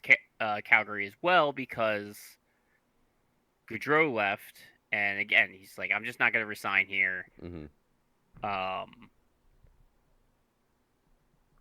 There just wasn't a necessarily vision with Tree Living again as the Oh, GM. weird. Yeah, weird. Tree living. Weird that Yeah. there's a through line there. But also Tage Thompson in Buffalo, before that win streak started in December, was talking. It's just like, I've never sniffed the playoffs. Like, Yeah. this isn't a Canada thing. It's a wanting to win thing. Yep. It is more a wanting to win thing, I think, than wanting to leave Canada. Like, if Buffalo doesn't go to the playoffs this year, I think Tage Thompson is on that it requested trades as well. So, Interesting. because I remember seeing a video of him in an interview, just like, yeah, at this I'm at this point in my career, I've never gone to a playoff game. Yeah. I That's get it. I changed. mean that That's is that. understandable, right? Then they went on this massive win streak, and Yeah. like he stopped talking like about that He was like, "Never because mind. again, I don't care yeah, now." I don't care. I went to the second round of the And they playoffs. nearly made it to the Eastern Conference Finals, like Yeah, so yeah. I agree with you. It is and I understand people are like, "Oh, they only want to go to this handful of teams." It's like, "Yes, but that handful of teams is winning. is That's winning why they want to go there." or Team USA's GM. Yeah, or Team USA's GM, right? Because the Panthers have 2 Stanley Cups in the last 3 years, right? Vegas was just in the finals. Carolina just won. Minnesota Well, was a very good team this year. also Vegas won 3 years ago. Yeah. So it is more a winning thing than it is a I want Also, to leave Carolina Canada. has the cap. Jesus Christ. Yeah, Carolina does have cap. And I think the winning overshadows the income tax thing too. I'm sure the income tax I is a agree. part of the equation. Winning is a bigger part of it. Winning is the bigger thing Because because because if again, there's if no income tax, the sales tax or the property tax is is higher. way You're worse. Yeah. paying it. Yeah. And you're also still paying that jock tax on away games, right? It's not like you Yep. get You're away paying from where all you tax at play. all. Yeah, you pay where you play. Now it is, different, right? You're playing half the season at home, you're not getting taxed on that, right? I get it. But but And but again, if that also, was the number one thing, Seattle would have a girth of players. Nashville would have a girth of players wanting to play there. If that was the only thing they cared about. also, you're getting the Canadian teams are still getting paid in American dollars, so their money goes farther. Oh, that's also true. Yeah. Your money goes farther in Canada. We'll So if see. that was the fact, if Well, that was the but like case, I would see more Americans playing in Canada because my money matters more. true. True. But and this is a point we've brought up before. Weird that the state income tax thing didn't matter for the last like 30 years and only started mattering now that Florida is good and Vegas exists. That's really it. Like it's Because the like past. Florida was terrible It's until it's the what? past 5 years. Yeah, it's until like 5 years 5 ago. years ago. And then all of a sudden because Tampa and Florida started winning cups, people were like, "Oh, but those teams don't have income tax. That's why Toronto can't win." It's like, Ugh, no, it's no. because Toronto has been horrifically mismanaged. Vancouver has been horrifically mismanaged. Ottawa in the past had been pretty badly managed. Look, it took their owner to die to get good Yeah. management. So like that's just I again, I think it is part of the equation in contracts, right? Is like, do they have a state income tax? Maybe you're like, oh, I want to play. Panarin went to New York. New York has very high taxes. Like it's not the only thing. And He stop went from acting New like York. it's the only thing. He went from New New York York to to L.A. L.A. Yeah, which is like L.A. might have Right. worse taxes than New York. So I wish everybody would stop acting like it is the only thing, right? It is a thing. It is not the It is only a thing. thing because, like we said, a lot of these guys barely have a GED. That But too, yeah. None of them graduated college. None of them even went to college, or at least most of them didn't. But like, look at Dylan Larkin in Detroit too, because for some reason Dylan Larkin is getting lumped in with this. Oh, American captains leaving Canadian teams because Detroit is close enough to Canada, I guess. yeah, I mean, But yeah, like they're on the Canada, border, but but like Detroit has been pretty they're an badly American managed team. Yeah, recently too. So he went to one. He hasn't gone to. There's the first. No, he he didn't even hasn't go gone to to the the playoffs this playoffs. year. He hasn't He been to hasn't the gone to the playoffs since he was a playoffs rookie. since he was a rookie. Yeah. So like that's never mentioned when they're talking about the income tax. It's like, yeah, but like also, when was the last time that team made the playoffs? What did they Yeah, do in the playoffs? Nothing. They lost in the first round. They didn't make the playoffs. Oh, that makes more sense why that guy might want to leave. Yep. Anyway, that's like the ninth, 10th, 12th time that we've gone on that soapbox. Absolutely. Anyway, let's get into our wrap Let me ups. see, because like he was drafted as the same time as Sam Bennett, Aaron Ekblad, Sam Reinhart, Drysaitel. Oh wow. Like we've seen what's gone I out didn't even there. realize Larkin was in that draft. He was 2014. Hmm. Crazy. Um, which is the same. Well, also like Avery Pasternak, again, same age as Mm, Larkin or the same draft class as Larkin. He has said he's only sniffed the cup once. true. Like we might see, it might just be cup Pasternak to chasing. Florida. I It, think it is more. it I think it is more cup chasing than it is anything, right? And yeah, I understand that it's just like it's at the moment a bunch of American guys doing it because they just won gold and they're like I like yep, winning, and they're like I want to go to teams that are winning. So that's Florida, that's Tampa Bay, that's Vegas, that's Minnesota. Like I get there are connections to to Team USA there as well, which I'm sure helps, right? But yep. you know, anyway, let's get into wrap ups. Uh, yes, let's get into wrap ups, but I want to go over this 2014 draft class Okay, that's fine. because like I'm gonna go over some of the top prospects from North American skaters and European skaters. Hmm. That again is just 2014. Sorry, hit my mic. Sam Bennett, Aaron Ekblad, Sam Reinhart, Leon Draisaitl, Jared McCann. One of these things is not like the other. One of Oh, these things. I skipped Jake Vertanen, Oh, Michael okay. DeCole, and Okay. Hayden Fleury. And Nick Ritchie. Oh, I okay. skipped some Okay. guys. I didn't realize you were picking I and only choosing there. I skipped Jared McCann was 10 Got it. Okay. 10 out of 10 for all these. So like, damn. Um, It's pretty. Yeah. Thatcher Demko was this year, Wow. as It's a well as pretty Billy stacked draft Huso, class. But that was only the North American skaters, and for some reason, Leon Draisaitl is classed as the North American skater. He might have been playing in North America, I guess, but Yeah. Your European skaters are Kasperi Kapanen, eh, Willie Nylander, okay. Kevin Fiala, Okay. Jacob Vrana, All right. David Pastrnak, Adrian Kempe, Marcus Peterson, Andre Casa, Sebastian Aho. All the same class. Wow. That is that is pretty significant. That is quite the class. Okay, looking farther. Travis Sanheim, Alex Tuck, Nikolai Ehlers, Wow. Robbie Fabry. All right, that's all the other first round guys. Jesus Some of Christ, the highest impact guys currently in the league. Sonny Milano. Uh, Oh, well, there's the well, number one I guy. had to end on a low note.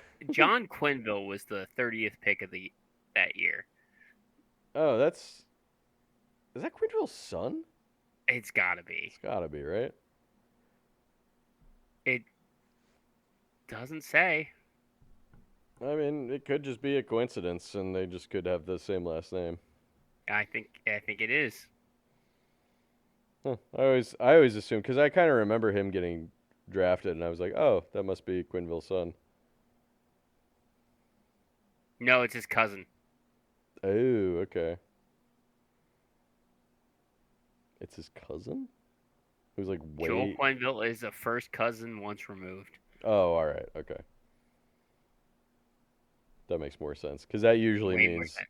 that usually means they're like the cousin of your dad, pretty much. Yeah. I think, right? Oh, Nick Schmaltz was also in this class, and Okay. D'Angelo. Oh well. Yeah, I know. I mean, hey, that's a pretty good It's a draft class. That's crazy a pretty first good round. draft class. Yeah. That's just the first round. Yeah. So what? Like, if you redo that draft, Pasternak has to go number one, right? No. Over. Oh, Draisaitl has to go number one, Yes, and and then then Pasternak Pasternak in. knocked number two. Yeah. Because definitely ain't Ekblad. Would it's 100% The Draisaitl. fact the fact that three of these guys are on the same team now in Ekblad, Reinhardt, and Bennett. I know that is pretty crazy to think about.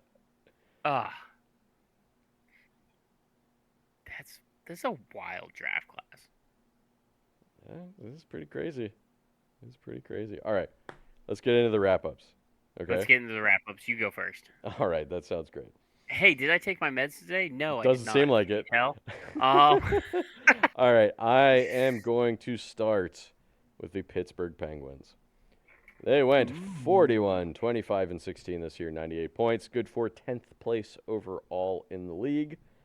Their power play is 24.6%. That's good for 7th. Adjusted 19.3%, tied for 13th. And they gave up the second most shorthanded goals in the league. Do you know who gave up the that's first bad. most? You The know Capitals. No. Capitals, I think, were What? third. Seattle. Nope. It was the Avalanche that gave up the most Oh, shorthanded goals against this year. really? I I believe knew their they power gave. play was bad, but I didn't think it was that I bad. believe they gave up 13, and the Penguins gave up 12, and then Capitals gave up like 11. 11. I think. Yeah, it was 13, 12, 11. I can't remember if it was the Capitals at third, but It was the if you're Capitals. so sure about it, I will believe that they were at third. I watched way too many shorthanded goals. Oh, you're telling me come on, we both watched way too many shorthanded goals against this I year. watched the Capitals give up two shorthanded goals on one power play. That's true. You did see that. Yeah, that's pretty bad. As for their penalty kill, 81.2%. That is sixth. Adjusted 83.8. Tied for 10th. There was at one point in this season where the Penguins had the number one power play and the number two penalty kill, and then it kind of dropped off once we got closer to the playoffs. But there was a time where the Penguins had one of the best special team squads in the entire league. Hey, top 10 for both. Still nothing to complain about. Absolutely, no. Their goals for were 293, good for third place in the league. Goals against, significantly worse, 268, good for 24th in the league. So there's one of your major problems. Also blowing multi-goal leads, which they did a lot. But their goal differential was plus 25, which was 10th. So not bad. Their projected cap space, $37.86 million. That is the fourth most in the league currently. I know what they did have the most until they had re-signed Evgeny Malkin. Yep. So their UFAs, I don't think any of these guys are coming back. Kevin Hayes definitely is not coming back. Unless it is a vet min deal, I don't think he's going to come back. He barely played. Huge locker room presence, though, from everything I saw. Like, all of his teammates loved him. And apparently he was very, very professional about not really playing. He was just like, he did not complain. He was just like, I'm here if you need me, kind of thing, you know? That's good. Anthony Mantha, I don't believe is coming back. 33 goals, 31 assists. His best season of his entire career. Man, he's going to get paid. Contract years for the rest of his career. Yeah, he needs to sign one year deals. 1 year deals. Forever. Because when it's a contract year, the man is amazing. 33 goal season. I think he is going to get bank from somebody this offseason. That poor team. And then he is. Hey, you know what? I'm not gonna put him down because he played great for the Penguins, but I just feel like he's not gonna put these numbers up again. Oh, he won't. He's in that Darren Radish situation where it was the perfect season for him. He was in the perfect situation, and then he's gonna leave, and I don't think it's gonna be replicated. As a fan of a team he's played for, that is also true. See those numbers again. Uh, Nola Chari is up next, 13 goals, 12 assists. Pretty good season for him. He's not a big, point guy. He's more a defensive forward, but he's he's gonna also, come back as long as he's wanted. Like yeah, that's really it. he might come back to the Penguins. I could see it at like maybe a vet min deal because he's like 34. But I think the Exactly. He's a Penguins are depth gonna guy. make room for younger guys to come up Yeah, outside I of can like see that. making trades and stuff like that. But that's why I think none of these guys are going to be back. I think the Penguins are like because the Wilkes-Barre Scranton Penguins lost to the Marlies in the Eastern Finals of the Yes, AHL. he did. So the Wilkes-Barre Scranton Penguins also had a very good year, and I think they're going to try to make room for a bunch of those younger guys to bump up to the big leagues this year. Yep. Ryan Shea, I already saw reports that he's going to free agent market. A little bit of a deceptive defenseman for the Penguins. He played 80 games this year, 6 goals, 29 assists, and was very good defensively for them, too. He was a third pair defenseman on the Penguins, but he played great this year. He could play either I've never side. heard of him. That's part of the thing, right? Is like outside of Pittsburgh, you've probably not really heard about him, but he's one of those players like a Forsling in You said Florida. played 80 He games? played 80 games this year. He's like a That's Forsling amazing. guy, right? Because Forsling was kind of like a whatever defenseman until he Yeah. got to Florida, and then he turned into a star. I'm not Right. saying that Shea is going to absolutely do that, but I could see him going to another team and having another great season. I wish he would Yeah. come back to the Penguins. Connor Clifton, who played okay for the Pens, but Yeah, fine. he's a bottom pair seventh defenseman at best. Mhm. And then Stuart Skinner, who I do not think is coming back either, Oh, he's a because UFA. I didn't he's realize a, that. he's a UFA. And let's flip over to RFAs here, and you'll see why I think that. Yeah, yeah, yeah. Igor Chinakov is a UFA, or an RFA, excuse me. But I'm sure the Penguins will get him under contract. I'm not really worried about that. They have tons of cap space and no reason to let him leave. Nope.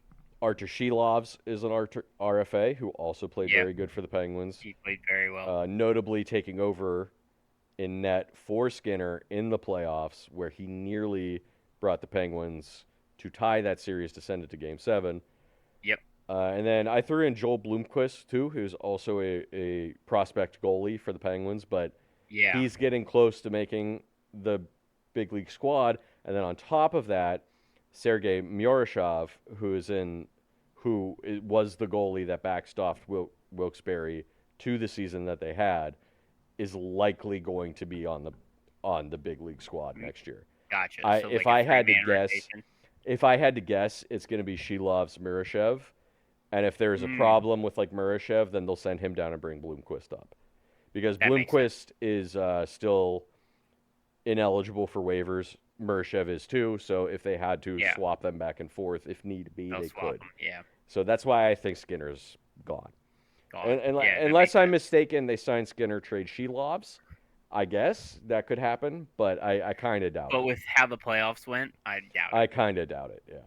Like because you have like both goalies have playoff success, but like look at who Seeloffs did it with compared to Skinner in True. Vancouver In versus Vancouver. Edmonton. Yeah. So that's just kind of how I think how that's gonna roll. The Penguins, moving on to their draft picks, they have their own first round draft pick, which is 22nd overall. They have their own and Winnipeg second round draft pick, their own third, no fourth, no fifth, Nashville sixth, no seventh. So actually, not that many draft picks for the Penguins this year. They have a ton of draft picks next year and the year after. Gotcha. Like they have multiple second round picks next year, multiple second round picks the year after. So I think if they're going to draw from draft picks to do some trades, it'll probably be future second rounds. I could see this first round pick being in play for the right situation. You know what I mean? Absolutely. If they could swing a trade for a guy like Shane Wright using this number one pick, Penguins at this point love reclamation projects. They hit Yes, a they bunch do. of home runs with them last year. So, and that's the kind of guy they would love to snag because currently their number two center is Tommy Novak, who played Yeah. fine for the Penguins, but they would love, I think, to get an upgrade over Tommy Novak for that second Yeah. line center.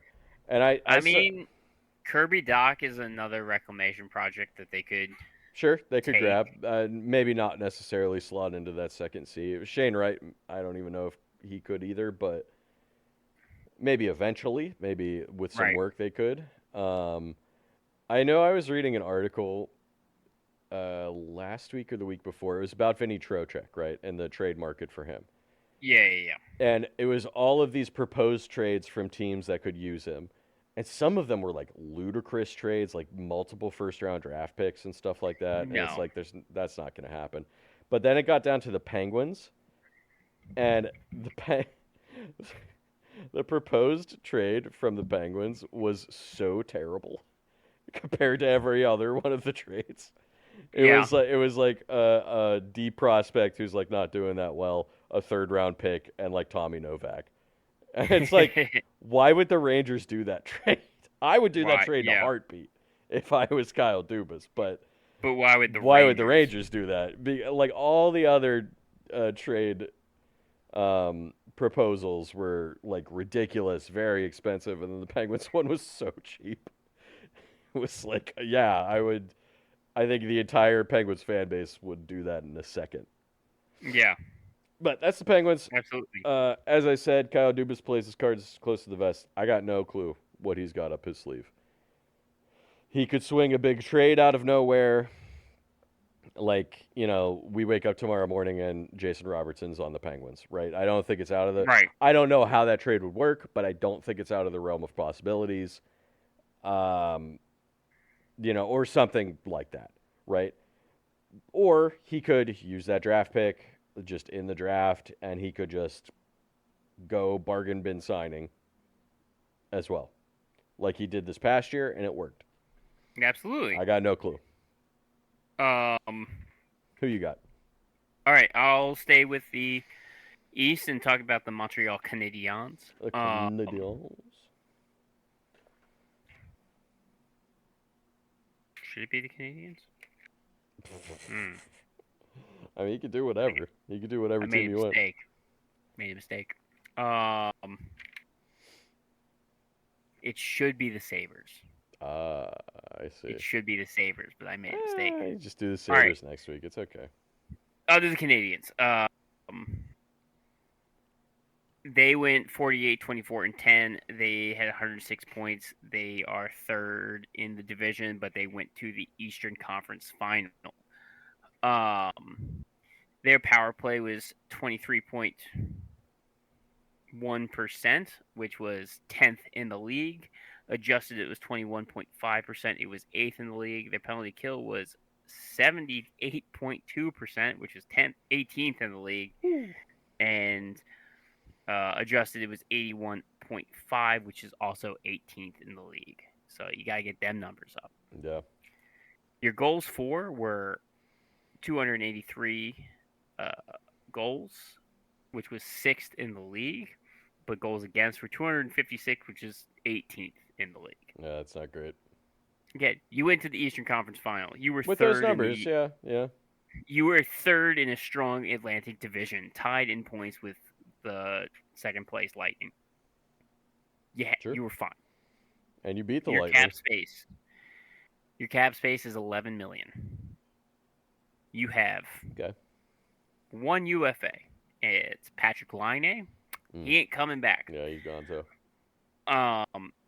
He'll sign somewhere, but not Montreal.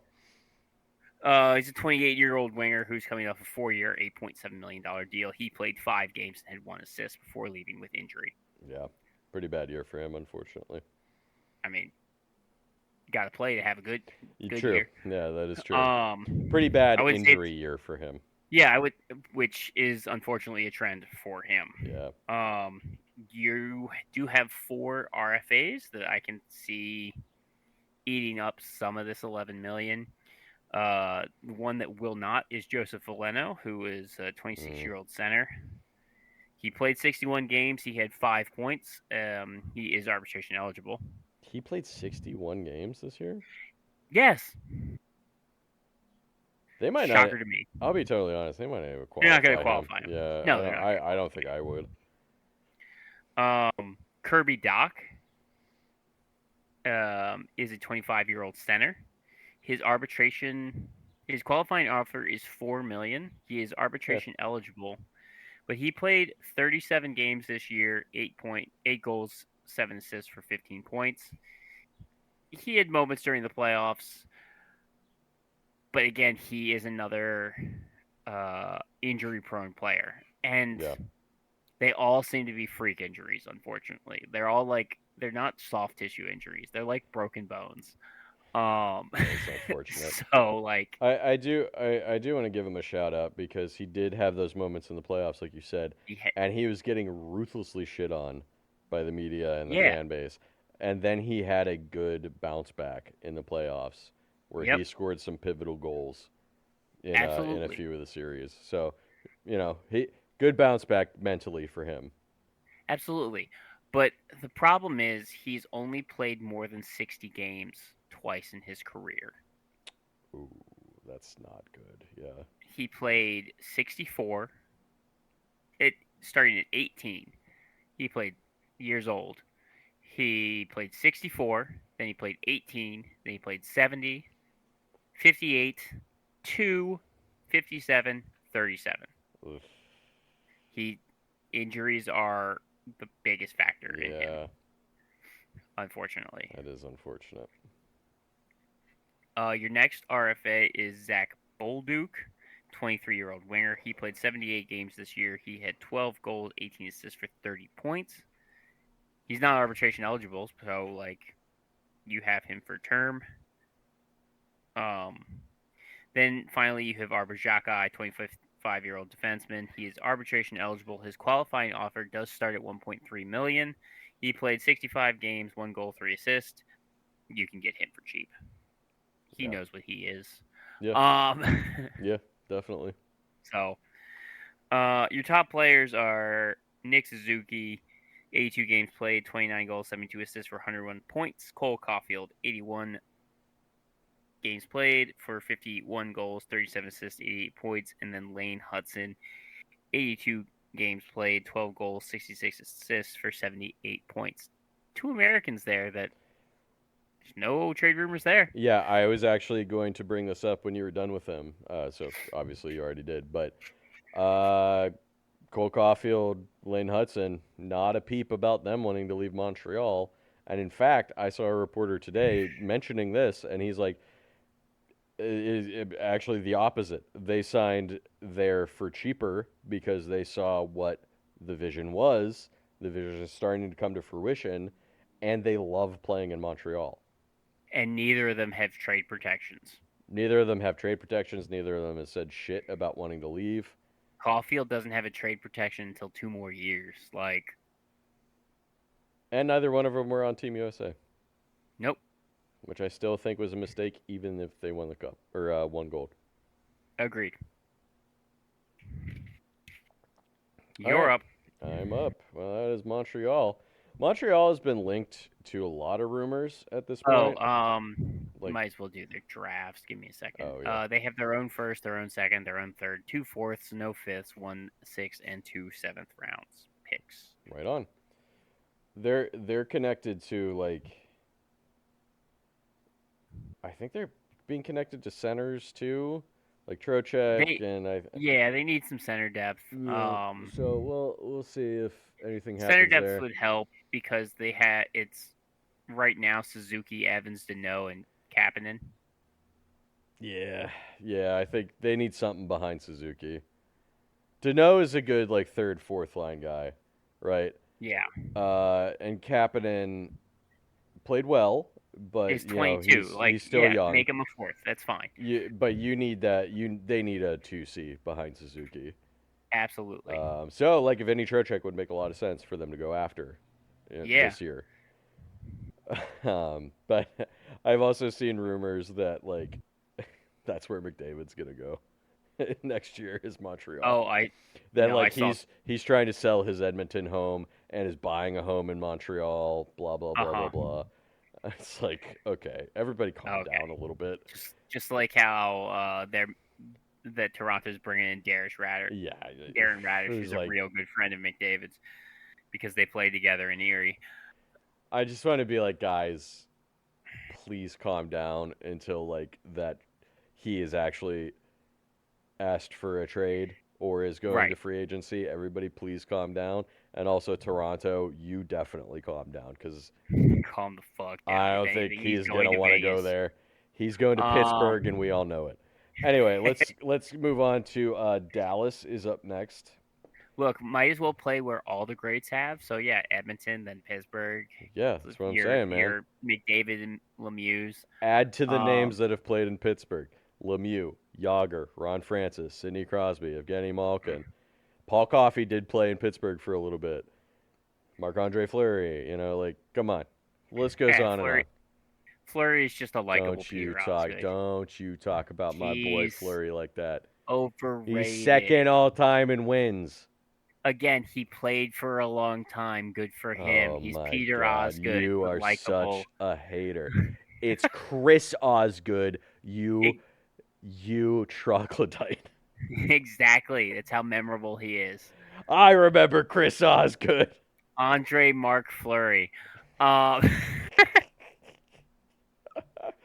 All right, Dallas is up next. Dallas is an interesting one heading into this offseason. They're 50, 20, and 12. 112 points. real quick. Third place in the league. Peter Osgood is a legendary Chelsea player. That's why he's in my brain. Um, You shut the hell up. that's why I made this mistake. Got it. Okay, that makes sense. He's one of the best players that ever played for my favorite soccer team. Got it. Okay, that does make sense that you made that mistake. Dallas, third place overall in the entire league with that 112 points. Their power play 28.4, second place in the league. Adjusted 25.6, also second place. Their penalty kill 80.3, 13th in the league. Adjusted 81.9, 16th in the league. So pretty middling there. Fucking showed. Yeah. Showed in the playoffs pretty hard. I noticed. Well, there's in the playoffs, but in the regular season, it's just like, dude, this power play is bad. This penalty kills really this bad. penalty kill's bad. Here's the thing. 16th is better than I thought they were. Right? It looked worse than it actually was. Goals for 279, that is 8th place. Goals against 226, that's second. And the goal differential plus 53, that is 4th in the league. Their projected cap space, $10.14 million. That is the 28th most in the league. That's not good with your RFAs, homie. Yeah. And listen to these UFAs too, because they're not an impressive bunch, but there's a lot of them. Jamie Benn, Adam Ernie, Michael Bunting, Jamie Benn. Nate Bastian, Alex Petrovic, and I forget his first name, but Kyle Capobianco. Those are all your UFAs. Nobody that's really moving the needle too much. Jamie Benn would have 5 years ago, but sure. I assume will come back on a very cheap deal to Dallas. The rest of those guys, goodbye. They're all either old or don't really make that much of a difference to the team. Yep. Their RFAs, as Clay said, is where the problem is. The big problem, because number one on that list is Jason Robertson, whose qualifying offer, Clay, is $9.3 million. Yeah. So even if he signed that qualifying offer, that still fucks you completely. Yep. They have Maverick Bork, who is in line for a raise. He had a 20-goal, I think, 45-point season, something around there. Pretty good. Yep. In his sophomore campaign. Uh-huh. And then I don't remember this guy's first name, but it's Huru, the Hyry. Yeah. He will come back cheap, I'm sure. But yeah, the other two, Robertson, Bork combined, could be $18 million plus to bring back. And you have $10 million in cap space. And looking at their, their depth chart. Oh, I think I have it pulled up here. looking at their depth chart, I don't know how the fuck they're gonna make this work. If you I don't believe think Jim they Nill, do. if you believe Jim Nill that he is intending to bring Robertson back, I'm sure he would like to. I don't know how he makes that work because you're gonna have to trade two guys off of this At roster to make it least. work at least. And I've seen like Sam Steele bandied about. He makes $2.1 million, and So so Labushkin. I'm here's the sure they would thing. love to trade at where's Labushkin at 3.25. So if you traded those So two, that's $5+ million in cap space you make. But you're already like they only have 10 forwards signed for next year, so they have to sign other players. so Go here's ahead. the What were you thing. gonna say? Tyler Sagan is probably LTIR. But not completely though. He's not gone for Not the completely. entire season because I already looked this up, and he's He expected plans back him to. around Christmas. That's not good. No, Because that's ten that's part million. of the problem. That's Because if 10 million. was LTIR retired, then no problem. Then right, that's like Right. $10 million right there. You're fine. But he's expected back like midway through the season, and you can't just keep him on there, right? Row. That's one of the rules. You can't just keep him on there forever. If he's healthy, he has to play, or he has to be taken Yeah. off the LTIR. So I don't know what they do because you're not I don't know trading what they Wyatt do. Johnston, right? No way. He just had a No, 45 goal absolutely season. not. Maybe you try to trade Matt Duchene, but he has a full no move clause. Yep. I would not trade Rope Hintz. He's your number one No. center. No, So no, no, you do not. Hintz and Who Johnston also are is a your full. top centers. You're right. Rope Hintz has a full no move clause, so if he doesn't want to leave, he ain't Johnson leaving. has. Johnson's the only one. He's got no protection. Thomas Harley has no protections, but do you trade him? But you just signed him to this contract. That's part of Yeah, the problem was that contract that they signed Harley to. Ten and the a half Harley million and dollars Ronsonen. and Ronsonen. Well, because like what, 2 years ago when they got Ronsonen, they extended him. Me and you said this is going to be a problem when they get to Robertson's needing a contract Yeah. because Robertson is going to want just as much, if not more, than you're paying Ronsonen, He I and he think I deserves think he it. wants more than Harley. And he deserves it, right? He Yeah. deserves 12, 13, 14 million dollars, right?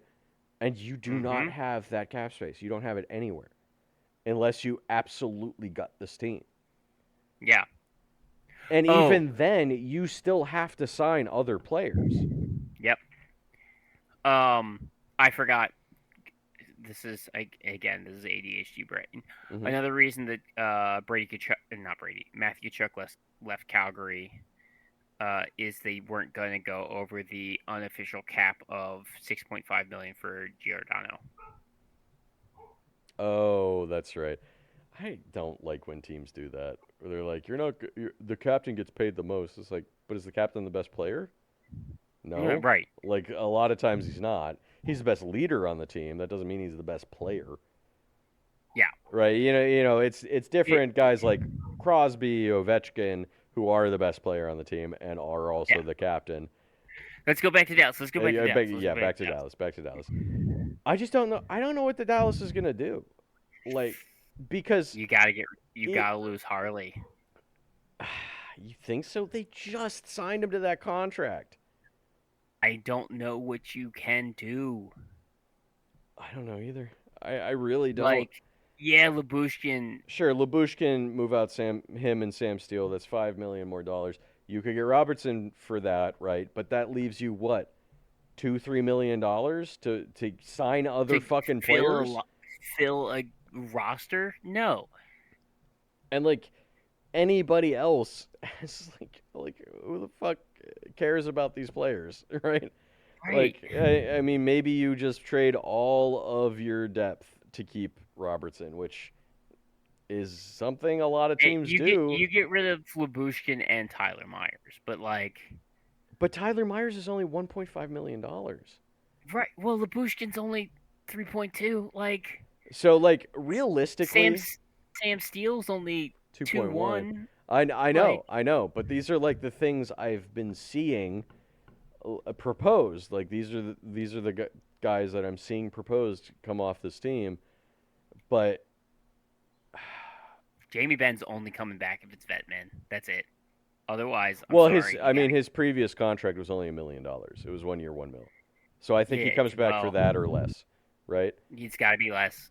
I got to Excuse save me. everything that I can. I believe that min is going up though too. Is it not? It's 8 point. It's 8 point something. I think it's coming up for the It's new point eight CBA. something.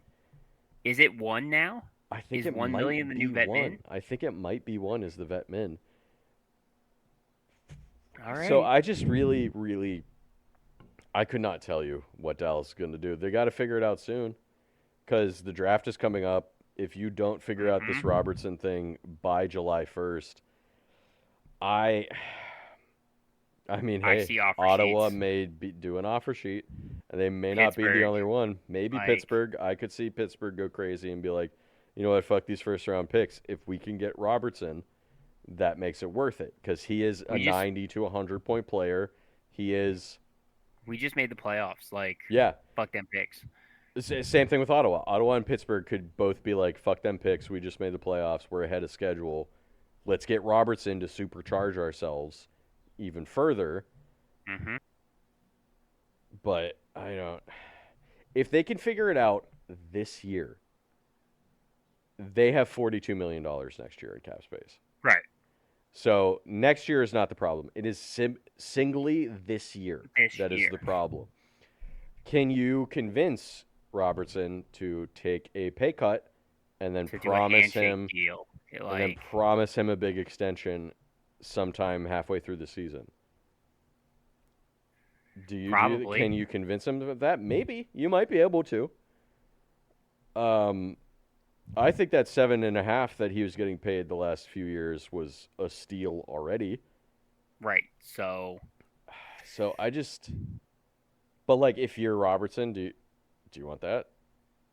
do you take that chance? Do you take that Are you qualifying offer? are And you're you just like, betting okay, on next yourself? year. Well, they can take less. No, I understand that, but maybe he So says, okay, I'll take 9 for 1 year, but mm-hmm. you halfway at Christmas, I need an extension by then, or I'm gone next year. I will not Yeah. resign. I don't care how much money you throw at me. Right. Like I don't know. That's one of now, like that was already like one of the biggest off-season stories to watch was what the fuck is happening with Dallas, and Dallas is so fucked Robertson with their cap currently this year. this year. Because like next year Tyler Sagan's off the off their books. Labushkin is off their books unless they trade him.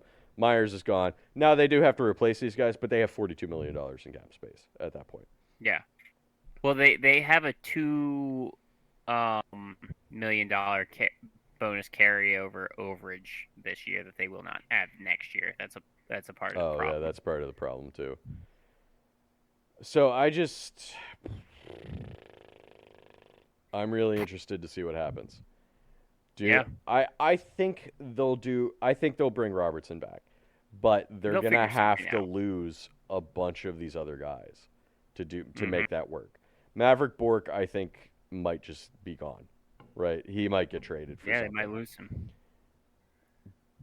I or really an offer truly sheet. don't know. So I truly don't know what Dallas is going to do. They do not have a first round draft pick. They have their own second, no third, no fourth, their own fifth, their own sixth, and their own and Toronto's seventh round picks. gotcha. All right. So the next week or two in Dallas is going to be real interesting. Mm-hmm. Absolutely. I'm looking forward to it. All right, let's finish up with the Anaheim Ducks. Ducks. The Ducks were 43, 33, and 6 this year. They were 92 points, third in the division, but they made it to the second round where they lost to Vegas. Their power play was 18.6, which is 23rd in the league. Adjusted, it was 16.3, which was 24th in the league. Penalty kill was 76.4, which was 27th in the league, and 79.5 adjusted for 23rd in the league. Your goals for were 273, which was 10th in the league. Super solid right there. Yeah. But your goals against was 288, which was 29th. Oh, that's really bad. It's really bad. But here's the thing. Their cap is 39 million. Yep. But they kind of got a problem. I'm going to start with the UFAs because a lot of these UFAs have already said that they are not coming back, or they're at least going to test the market. You have Ross Johnston, 32-year-old winger, 4-year. He's coming off a 4-year, 1.1 million. He played 62 games for 14 points. Okay. Then you got Harkins, who is 29-year-old center or left wing, coming off a 2-year vet min, 8 points in 44 games. You got Joseph Veal. Doesn't matter. I think it's Veal. Veal, who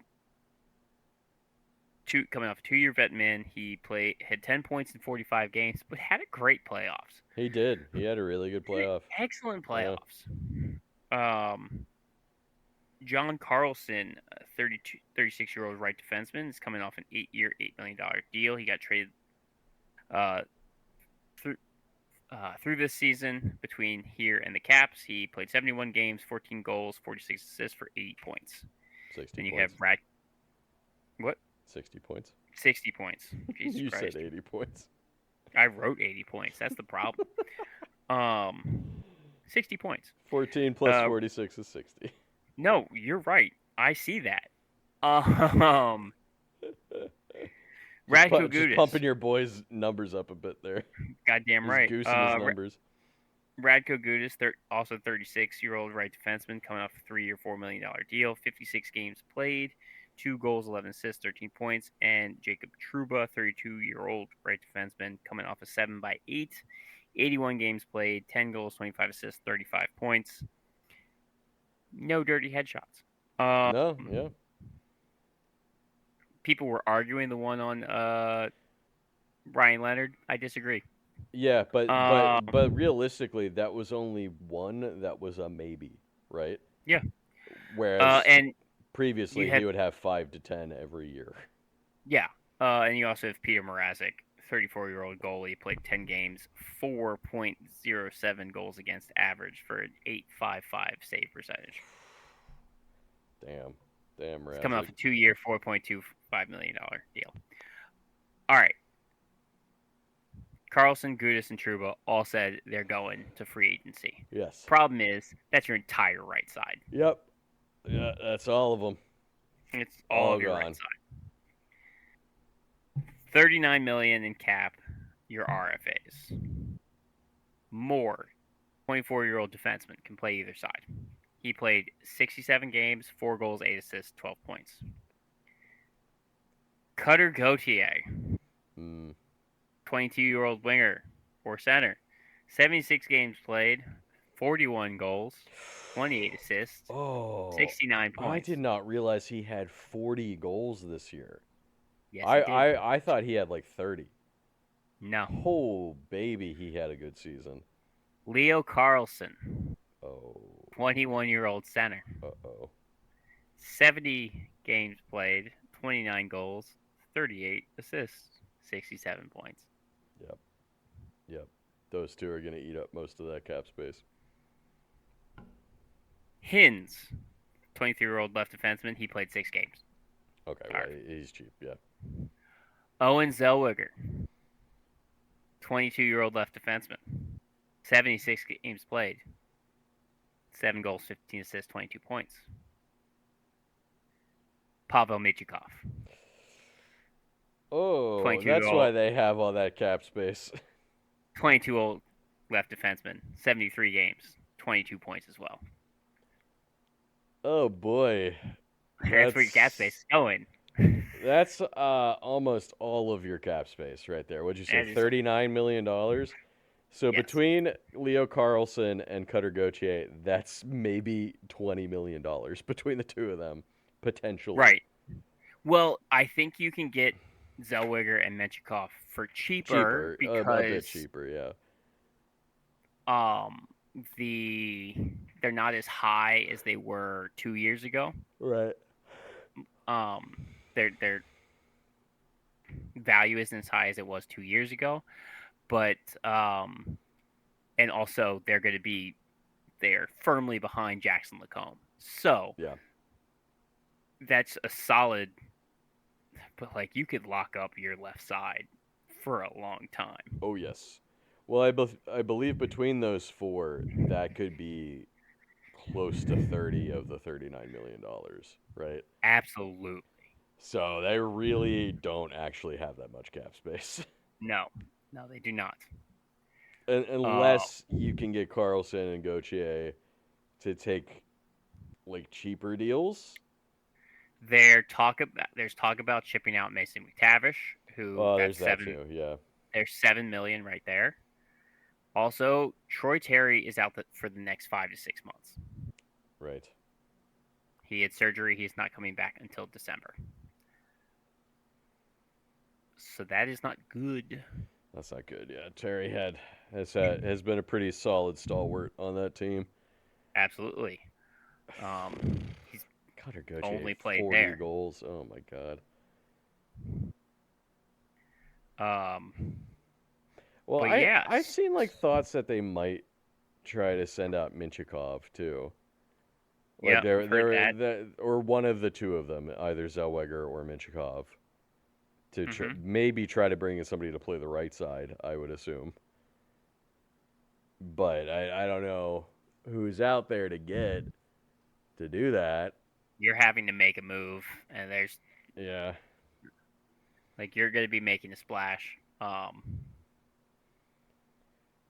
mean, Mrazek's a non-factor because you have Dostal and Huso. Like, Yes. there's your Yeah. You don't need there are your Mrazek. goalies. You don't need Mrazek. Uh, Do you think maybe they do McTavish plus one of those defensemen and maybe something else and try to get Adam Fox out of New York?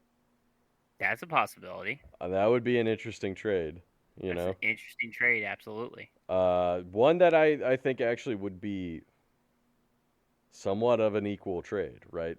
Hmm. McTavish, who has some flashes, but he definitely needs a change of scenery. He's got a lot of yellow flags.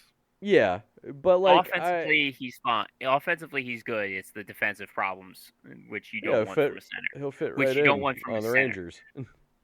That's true.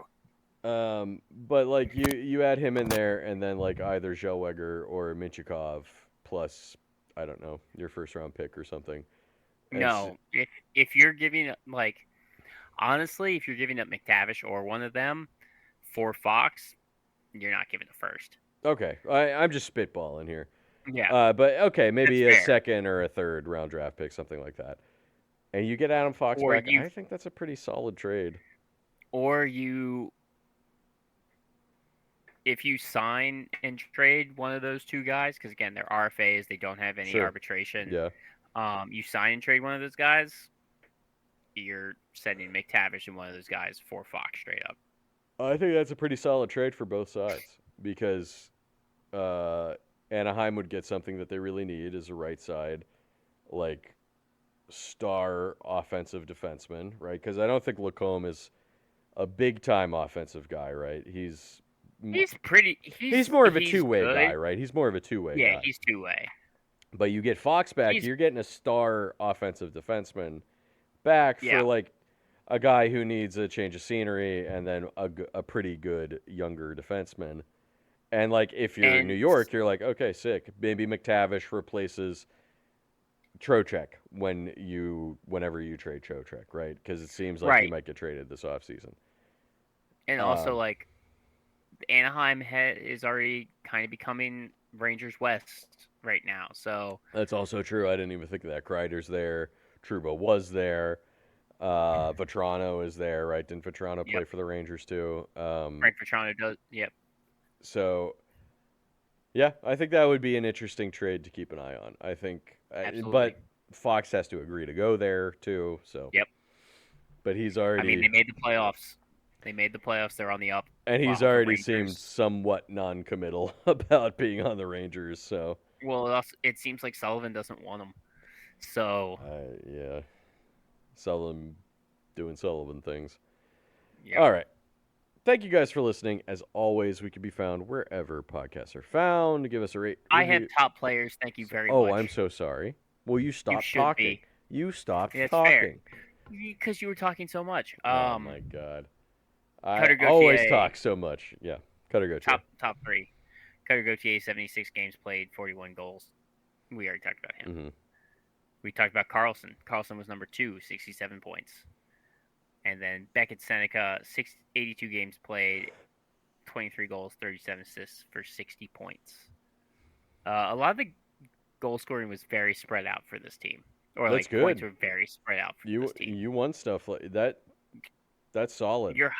Your highest points getter was 69 points. Yeah. I mean, you would But like it higher than that, but yeah, he but at the scored same time, 40 goals. So he scored 40 I'm not goals. He gonna. made the playoffs. Yeah, I'm not gonna You hit, complain too much about his point total. yeah. So now I'm done. Thank you so much. Thank you guys for listening. As always, give us a rate, review, subscribe wherever applicable. We can be found wherever podcasts are found, and we will see you next week for the penultimate episode of our season Season. Yep. at the same puck time. Say puck plays. Goodbye. Bye bye.